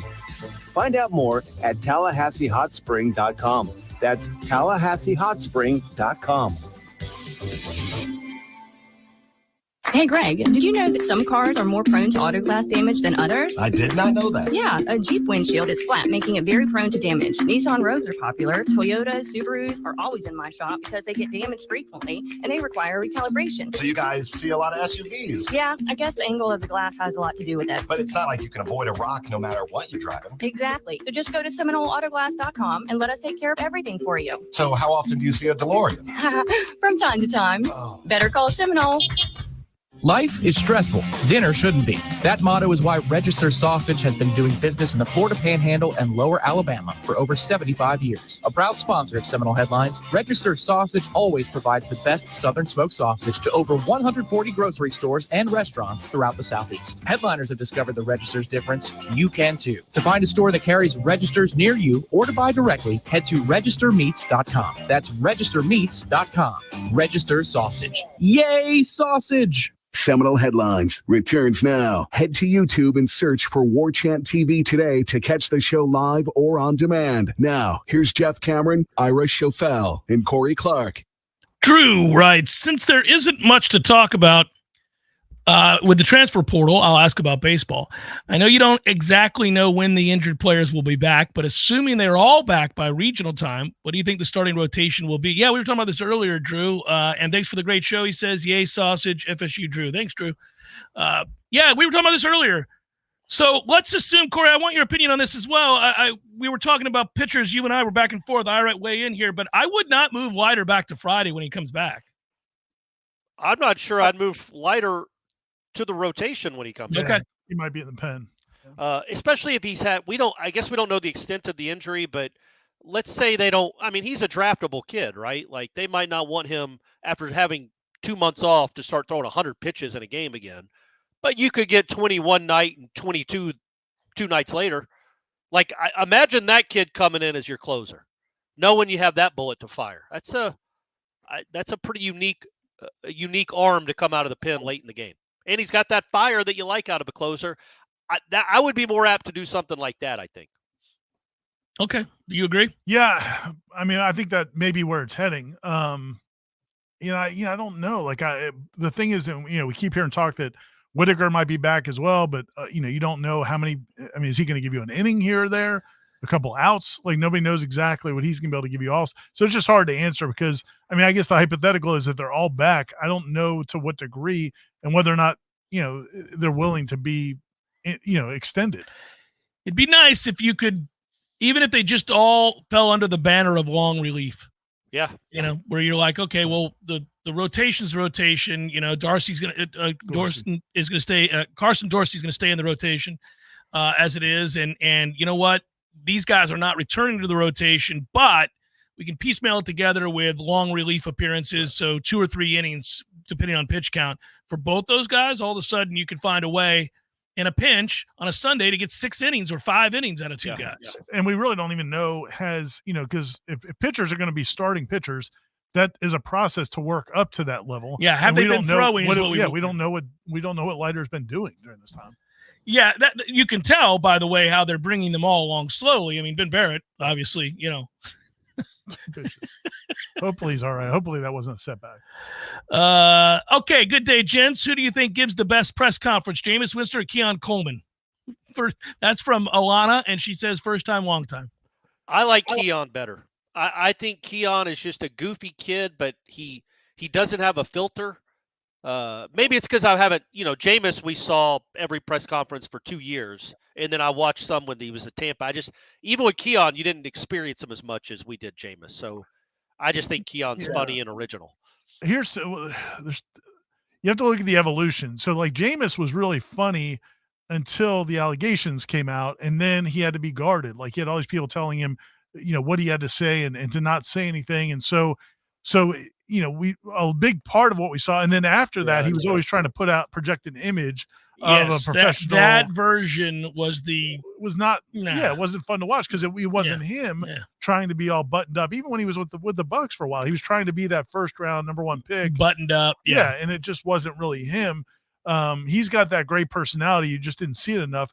Keon is the one thing I would say, and I saw somebody tweet this, one of the people from Battle's End, that I agree with 100%. They said that Keon's in on the joke. Like Keon's trying to be funny. Like he thinks he's kind of like this character he's kind of created. Yeah. And which is awesome. I think he's got that personality, and it's cool that he's showing it and using it. My favorite part is he did something that all of us have done, especially when we were broke, which is to understand when things need to be purchased. I laughed. I'm like, I buy my sweaters in the summer. It's like you got to do it. You can't buy them in the winter.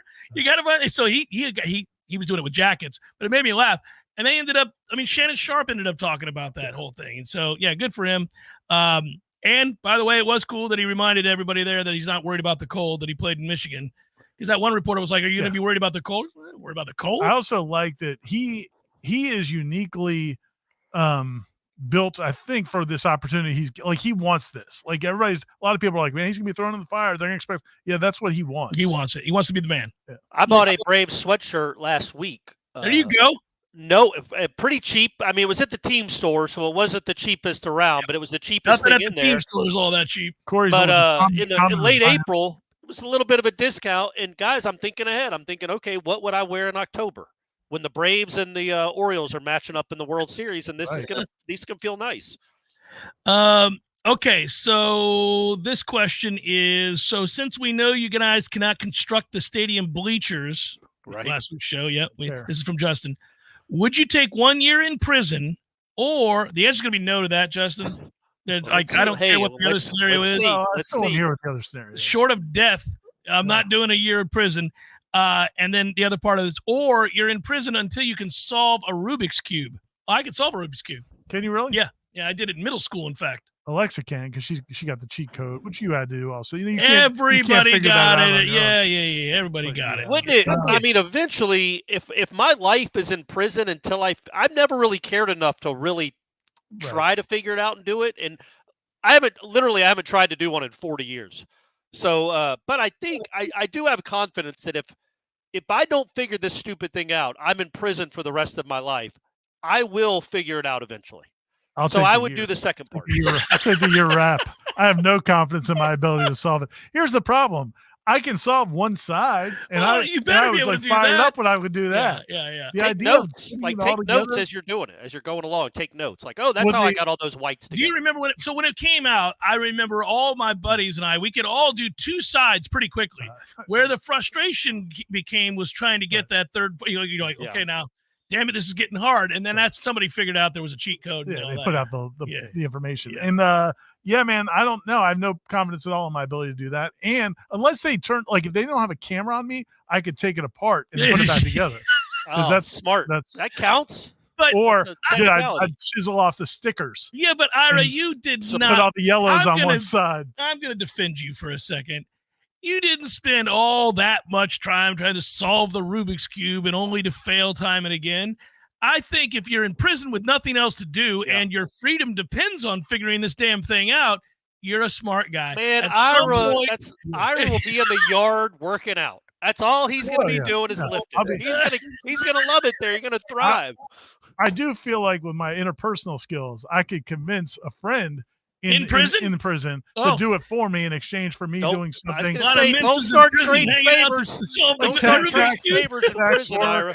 Tax work. Or Kim could buy me some stuff out of the canteen, some cigs, and I could favor trading in prison isn't the road you want to be going down.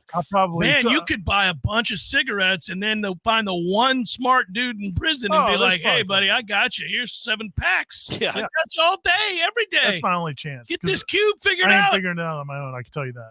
Man, zero chance. Then the guy wouldn't figure it out because he knows you're the source for the drugs. He's got no leverage. Almost, Ira, almost gonna need 5 more packs. I'm gonna take care of your family once I get out. I'll make payments to your family for years. 2 questions, writes Brett. Which is more likely for the 2025 season? Julian Armella is starting on the offensive line for FSU, or he plays for a different school. Who do you think had a better performance and or bigger impact against Miami? 2014 Jalen Ramsey or 2021 Jermaine Johnson? Wow, that's a good one. That's Ramsey. Ramsey was incredible in that game. Yeah, he was insane. Came away with the pick and all that good stuff. And he had a forced fumble. He had to. That wasn't even the play where he clapped in the guy's hands. That was a blitz on him. Yeah, he was incredible. Yeah, he had a better overall game, but I don't know if they beat without Jermaine. I don't know. I think it goes for both. Play on third down over there across the field, which is incredible, and wouldn't come off the field if you recall. I remember loving that too. Him telling them to get back. Yeah, that's one of my favorite Jermaine Johnson moments. He's like, subbing me out, a-hole. Yeah. That was good. As for the first part of the question, it seems more likely that he would. I mean, he has not entered the portal yet, so it seems more likely that he'll be starting. But I don't know that I would say that that's likely. But 2025. Oh, he said 2025. Yeah. That's the rub to the question. It's more likely that he's starting here in 2025, isn't it? I mean, Jesus, come on, Julian. Get it together, Julian. Come on, man. What are we waiting on out here? Your time to shine. Well, in a year. Unless they portal over you. You can take us. Well, they may end up having to. Seminole Headlines, 93.3 Real Talk Radio, Warchant TV. Your local news now. A female pedestrian is dead after being struck by a vehicle near the campus of Florida State University Monday evening. TBD is investigating the fatal crash that occurred near the intersection of Lorraine and Pensacola Street at approximately 6:40 p.m. Some FSU students witnessed the crash and were describing it as a hit and run. Officials have not disclosed whether the pedestrian was an FSU student or not. Pensacola Street from Woodward Avenue to Gray Street was closed as officials investigated the incident. There are no further details at this time. The Gadsden County Sheriff's Office, the Florida Department of Law Enforcement, and the State Attorney's Office are presently conducting a death investigation involving a minor. Due to the ages of those involved, the amount of information is limited on what can be disclosed at this time. This is an ongoing investigation. There are no threats or concerns regarding the safety of the community. This is a developing story. This is Rachel Anay with your Real Talk 93.3 Local News Update, brought to you by Macklemore Systems, Tallahassee's go-to Mac store. Check them out online at MacklemoreSystems.com. This is meteorologist Paul Trombley with your Real Talk 93.3 weather update. A blend of clouds and sun this afternoon with a slight chance of thunderstorms. High temperatures reach up to 84, winds out of the south 8 to 15 miles per hour. Partly cloudy skies with fog in spots tonight. Slight chance of thunderstorms, lows level off around 66. This report is brought to you by the Lawn Johns. For all your landscaping and lawn care needs, visit thelawnjohns.com. Currently 85. A cup of Joe, Java, brew, go-go beans, brain water, liquid lightning, wakey juice, whatever you call your cup of coffee, you're missing out if it's not Grassroots Coffee. At grassrootscoffee.com, you'll find an easy way to order the best roasted coffee beans available. It's very simple. Choose the blend you want and how you want it ground, and the bag you receive will have the date your beans were roasted and packaged on it, all written by hand and signed by the roast master himself. You'll know that's as fresh as it gets. You can get Grassroots outside of your house also at some of your favorite restaurants in town. Next time you're out to eat, try asking for Grassroots Coffee by name, because there's a good chance they will have it for you. And if you own a business, Grassroots Coffee has options to stock your break rooms with all the productivity powder your team needs. Plus, like some other options that you'll find at work, Grassroots Coffee actually is a part of our community. Hit grassrootscoffee.com today and get yourself a treat. Some locally owned, locally roasted, and locally loved Grassroots Coffee. Life is stressful. Dinner shouldn't be. That motto is why Register Sausage has been doing business in the Florida Panhandle and Lower Alabama for over 75 years. A proud sponsor of Seminole Headlines, Register Sausage always provides the best Southern smoked sausage to over 140 grocery stores and restaurants throughout the Southeast. Headliners have discovered the Register's difference. You can too. To find a store that carries Registers near you or to buy directly, head to registermeats.com. That's registermeats.com. Register Sausage. Yay, sausage! Seminole Headlines returns now. Head to YouTube and search for Warchant TV today to catch the show live or on demand. Now, here's Jeff Cameron, Ira Schofel, and Corey Clark.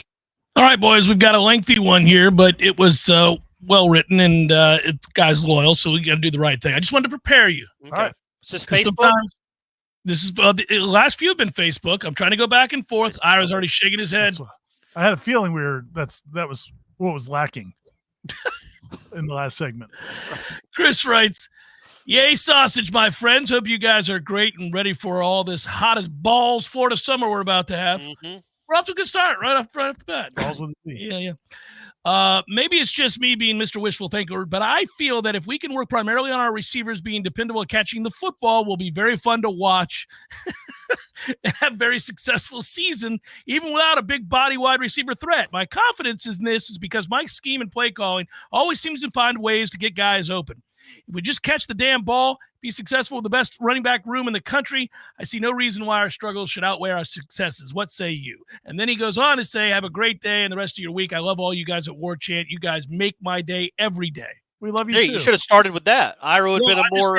I read the question. I loved it. Also, I don't think it's the best running back room in the country, but I think it's good. It's talented and deep, yeah. I'm with the premise, right? I'm with the premise. This offense can be perfectly fine. I think it's going to be a good offense. Yeah. It's not like the receivers suck either. Right. It's not like you're playing a bunch of 5-6 walk-ons. It's just a lot of unproven commodities that didn't necessarily take the spring by storm. That's the whole thing. Is that fair to say? Yeah, the remnants of the spring carries over. Everybody's nervous. The spring wasn't, nobody lit the world on fire in spring. But it doesn't mean they're devoid of ability, to your point. Two guys did. Malik did, I thought, near the end. And again, he's an afterthought all the time because of his size. Ja'Kai Douglas was really good. And maybe he's a guy that gets you 40 catches for 600 yards. He just could be that kind of player. Your number 2 is the thing, though. You don't. Well, he's a slot guy, man. You do stuff with slot guys. I mean, those guys make a huge impact on teams. Well, absolutely, they do. Yeah, they do. I'm not trying to disparage Ja'Kai. It's just he can't be your second best receiver. So, Miles writes, fellas, please rank in order from most to least probable. 1, my Facebook question gets answered. Here it is, Miles. That's the most probable. That's the end of it. I'm not even going to read the rest of it. Yeah, what's next? Yeah. 2, Jordan Travis over 4.5 starts by the end of the 25 season. Ooh. I'll still go back with the first one. And then 3, we all get yay victory sausage this weekend after a series sweep over NC State and get to boo in Corrigan's stupid face. I like the chances. I don't know that the ADs go on the road for baseball. He better not show his face in these parts, even if they do. He could have gone to every road series this year. I would advise him not to come to this one. Did you see that picture? Did you see the picture of the I guess Aslan texted to Corey and I, the picture of the golf outing for the Chick-fil-A Classic? So we got Norvell's paired with Urban Meyer, which is bad enough. I saw that, and that question got asked on Twitter. I was about to ask it, so here you go. In the team photo, he's got Urban to his right, and he's got Jim Grobe in front of him. I'm thinking one karate chop, something like a windmill karate kid. He could have taken both of them out because Jim Grobe was on the college football. That's right. Yeah, I forgot about that. I was like, why do we not like Grobe? I was just saying, I never had a problem with Grobe until on the committee. Yeah, they just butchered it. How the hell do you not walk away, man? Good Lord. I honestly can't wait to hear stories at some point, maybe 5-10 years from now, about Jordan Travis sharing a room with Aaron Rodgers. Just like sharing a QB room, and what those conversations are like. What kind of text does he get? What kind of links? I mean, I can't imagine. I mean, but I don't think Aaron Rodgers is steady sending Jordan Travis links to conspiratory websites. He might now. We don't know where he was. He wouldn't have 5 years ago. He's going to run for president in 4 years. Master Chief Osceola writes, good morning, man. I think I heard that we are still over our scholarship limit and waiting for guys to leave. What happens if they don't? Good question. Yeah. Well, let's see. I mean, it always works itself out. That's the thing you got to remember. No team has ever gone into the fall and said, hey, NCAA, sorry, we're at 87. Sue us. Like, it's going to get worked out. I would say this, though.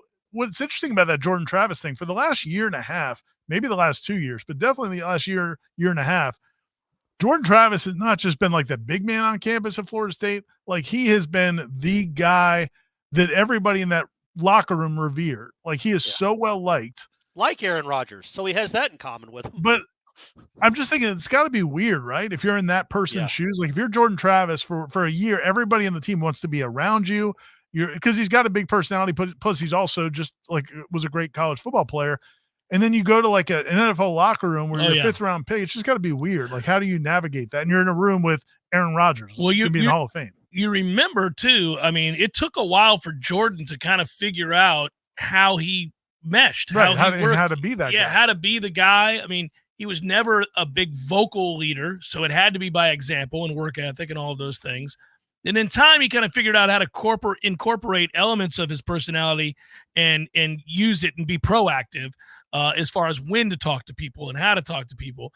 But, yeah, he's never been, all that big of an extrovert. I mean, this is a guy who wants to go fishing. This is what he wants to do. He wants to go be by himself and go fishing and chill out. And he's kind of quiet and reserved. And so it will be interesting to see how he handles it. And now he's in New York. Yeah. It's not just Aaron Rodgers. He's in New York City. But literally with that guy, too, who might be the most gifted quarterback we've ever seen. I mean, he is an incredible quarterback. Yeah. He's also 40. And I don't know that he's ever been a really good teammate, and I don't know that he cares to be a mentor. He's never been a helper of those behind him. That's the thing. He might, maybe this is a point in his career where he's not threatened. He's not threatened by Jordan Travis. He was a 5th-round pick. He didn't like Jordan Love because he was a 1st-round pick when Aaron Rodgers was still trying to win a Super Bowl. So this is a different dynamic where maybe he can dispense some wisdom to this kid to help him, or he might talk about Sandy Hook. I mean, it could go either way with that weirdo. But I hope he does take it would be cool if he could teach him how to be an NFL quarterback. But that would be really cool. I don't know. I feel like I see that. I feel like Aaron's at the point now he's just going to start pouring into others. Yeah, he's going to find the kindness that he lacked. Maybe he'll see that Jordan talks to his family and decide, you know what, maybe I should talk to my family. I was just about to maybe say, Aaron Rodgers has a horrible family. Imagine this: Jordan Travis arrives, being a man of high character and sound mind, and has great interpersonal skills and all that. Yeah. Jordan Travis calls his mom and dad and his brother, and the next thing you know, they're friends again. They're family again. Oh yeah, Jordan mends all the fences. Yes, Jordan mentors Aaron Rodgers, so he mentors Aaron Rodgers off the field and how to be a human being. Yes, how to be as opposed to a great quarterback. You can be a human being. Like maybe this. All right. You see me working there? Yeah. All right. So anyhow, as far as Jordan Travis starts by 2025, 4.5. No, I'd say under. Under. Yeah. Okay. Next one is, when do I interview Link again? Oh, thanks, Sean. I don't know. I think I was going to maybe interview Link this week. So he wants to know what the timeline is with the pitchers. That's the question of the day about baseball. Everybody just wants to know because they know the team's good. They know the offense is really good. They understand that, they've got a couple of frontline guys that they love, obviously, but you'd like to have a few more arms. That's going to be the biggest difference between success and failure. We know they're going to hit. We know they're going to hit. We know they're going to get a couple. Yep, they pick up the ball. They do a lot of things really well. If they just had something reliable, a back half of games, basically 6th inning on, you had 3 or 4 guys that you knew, okay, everybody's slotted where they're supposed to go. We should be able to get outs here. Everybody understands their role. They're all good to go. I don't know, and I do think it's going to be of vital importance. They have found a way. This tells you how far they've come. And I do think everybody has to appreciate this. They were so bad last year that even with all, the injuries to 2 weekend starters, they have found a way to be in a position to be a top 8 national seed and up amongst the elite in the ACC. And it's a really good conference this year. Because they were not that last year. They were not in conversation to be a top 8 national seed of the conference. Yeah, that's right. And I think, and that's all great points. And again, if these guys come back as they sound like they are going to come back, again, we don't know exactly what roles they're going to be in. But if a lighter does come back and he can start, I mean, again, that just changes everything. Yeah. Yep. Tony wants to know if we could bring any sport to FSU or raise a club sport up. What would it be? Hockey, gymnastics, something else, writes Tony. Definitely not gymnastics. For my personal viewing, it wouldn't be gymnastics. I mean, hockey would be cool. I think. I guess I'm thinking logistically. I mean, I just think it's. I thought they had one for a while, a club hockey team. Yeah, but I think they played in Jacksonville or something. Yeah, did crazy. they? Yeah. I guess I just don't know how much of reality are we dispelling, dismissing. For things that are actually possible, I think men's lacrosse would be cool because they're adding women's lacrosse. I mean, lacrosse is a huge deal. I love lacrosse. Actually, high school my nephew played lacrosse, and I enjoyed watching him play. Yeah, it would be fun. Lacrosse is fun. What about men's basketball? It's well played, sir. Come on, Leonard. We need a team, man. You need a roster. A question directed to Ira specifically that was on Twitter, which was, are they going to have enough players to field a team? I'm confident. You have my promise. You have my promise in 2024 that Florida State will have a men's basketball team. Okay. There will be probably upwards of 12 or 13 players on scholarship. Are these kids that played? Whether or not you believe they should be. Cam Fletcher was in the portal yesterday. He announced he's going to the. I didn't even know he had any eligibility left. So that's another ding. You really have Chandler Jackson and Taylor Bowen are the only 2 scholarship players left off last year's team. Returning. You got returning. That's what I mean. Coming in, you got a couple portal. I can hear the Taylor Swift talk coming, boys. She's got a song called Florida, I think. Right? Oh, I don't know. I think she's got a new song called Florida. Maybe it's about. And according to Stephanie, she rips Kim Kardashian in one of her songs, so that's something to be proud of. Yeah, that is a positive. She's gonna be ripping ham in the next one. That's right. All right, Matthew wants to ask a very off-season question. The following former Nole defensive ends are on your roster: Jermaine Johnson, DeMarcus Walker, Jared Verse, and Brian Burns. Which 2 are you starting, and who's coming off the bench? Thanks for the great content. Wow. Okay, that's Jermaine Johnson, DeMarcus Walker. DeMarcus is not starting. Yeah, man, in his 1 year though, where he was awesome. Yeah, I love 16 sacks. Jermaine Johnson and Jared Verse, or do you want Brian Burns as a pure, beautiful pass rusher who actually has had a much better career than I ever thought he would? I think Burns would be a 4th on my list. Okay. Oh, I think he'd be a guy that I'd have to start. But just because of the speed coming off the edge. Those other guys aren't. You want two different I'm just kinds. basing it on like what they did at Florida State. I didn't feel like he had. Clearly, you're not basing on what he did in the NFL because he's been awesome. For sure. Yeah, I know, but I'm basing it on when they were at Florida State. Okay, so if you're going to do it based on Florida State, good to define our terms. Good job. That's how I'm looking at it. All right. So then in that case, DeMarcus has to in that case, it's DeMarcus. Yes, I'll get. Jermaine, okay, maybe. You're going to do it better that way. Yeah. All right. DeMarcus and Jermaine. Yeah. If that's based on that, if we're doing that based we're on doing that, Florida State careers, DeMarcus or seasons. I wish we'd have had 2 years with Jermaine. He was awesome, man. That was fun to watch. The way things, especially in the big moments of the big games, that was a guy. And I've said all along. By the way, I don't know enough people appreciate how good Keir Thomas was for Florida State. Very good. Well, how important he was too to just what they are today. He was a big part of that team that wasn't very good, but it got to mediocre because of him and Jermaine and others. I mean, they nailed it with those two guys. Really, there's a bunch of guys in that Jay Sean Corbin. They nailed it with a lot of guys. And Norvell is quick to say that like we identify guys that are going to fit. That's a big part of it too. But the reality is, man, like how many choices did they have? Well, Jermaine was one of those ones. It's not like they were picking Jermaine over somebody else. To some degree, they got lucky that those guys saw something in this program once they got here and fit in. Yeah. Because and believed in what they were doing. Right. Yeah, that was important. They sold the vision and they got him to say yes. And then those guys took off. I'll never forget talking to Jermaine and asking him why. And he said, well, Mike was the only one that said that from the get-go he was going to challenge me. He was going to try to make me something that I hadn't been up to that point. And he goes, and I realized at that point that this was it. I had to do it. I had to get better at these things, and I had to get better at leadership, and I had to get better at work ethic. So that's kind of cool because we at least know. I mean, Jermaine walked through the door looking like an Adonis. They didn't teach him that. Right. But they didn't develop that part. Right. But they did figure out mentally how to get him going. And that is huge. And that goes kind of back to what we were talking about earlier. By the way, would the three of us ever consider collaboration to do a book on Florida State? That was the question. What are you going to do, Jeff? You going to do the interviews and we transcribe them? You do the audio book. Yeah, I guess you could read them. And I know you can write. That's not impugning your intellect. I'm just saying that's not something you do. It's exactly what it was doing. But no, was it? It's like that's not true. Right. I wouldn't do an oral history. I wouldn't do a podcast on Florida State's. Well, yeah, I would. You want to play to your strengths. Yeah. No, I can write, but I would rather you guys write.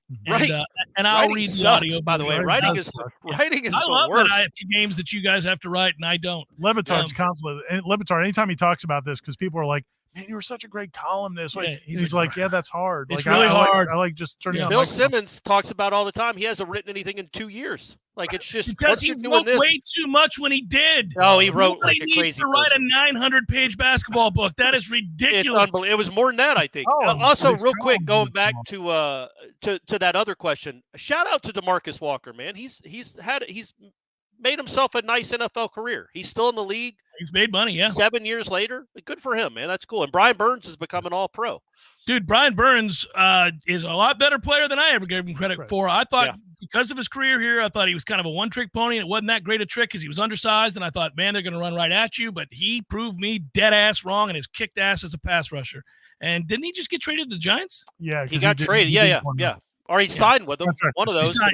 Big deal. Yeah. Wave goodbye, Corey. You're out of here. Peace. Later. Ira, wave goodbye to the kids. Enjoyed it. All right. Be good, brother.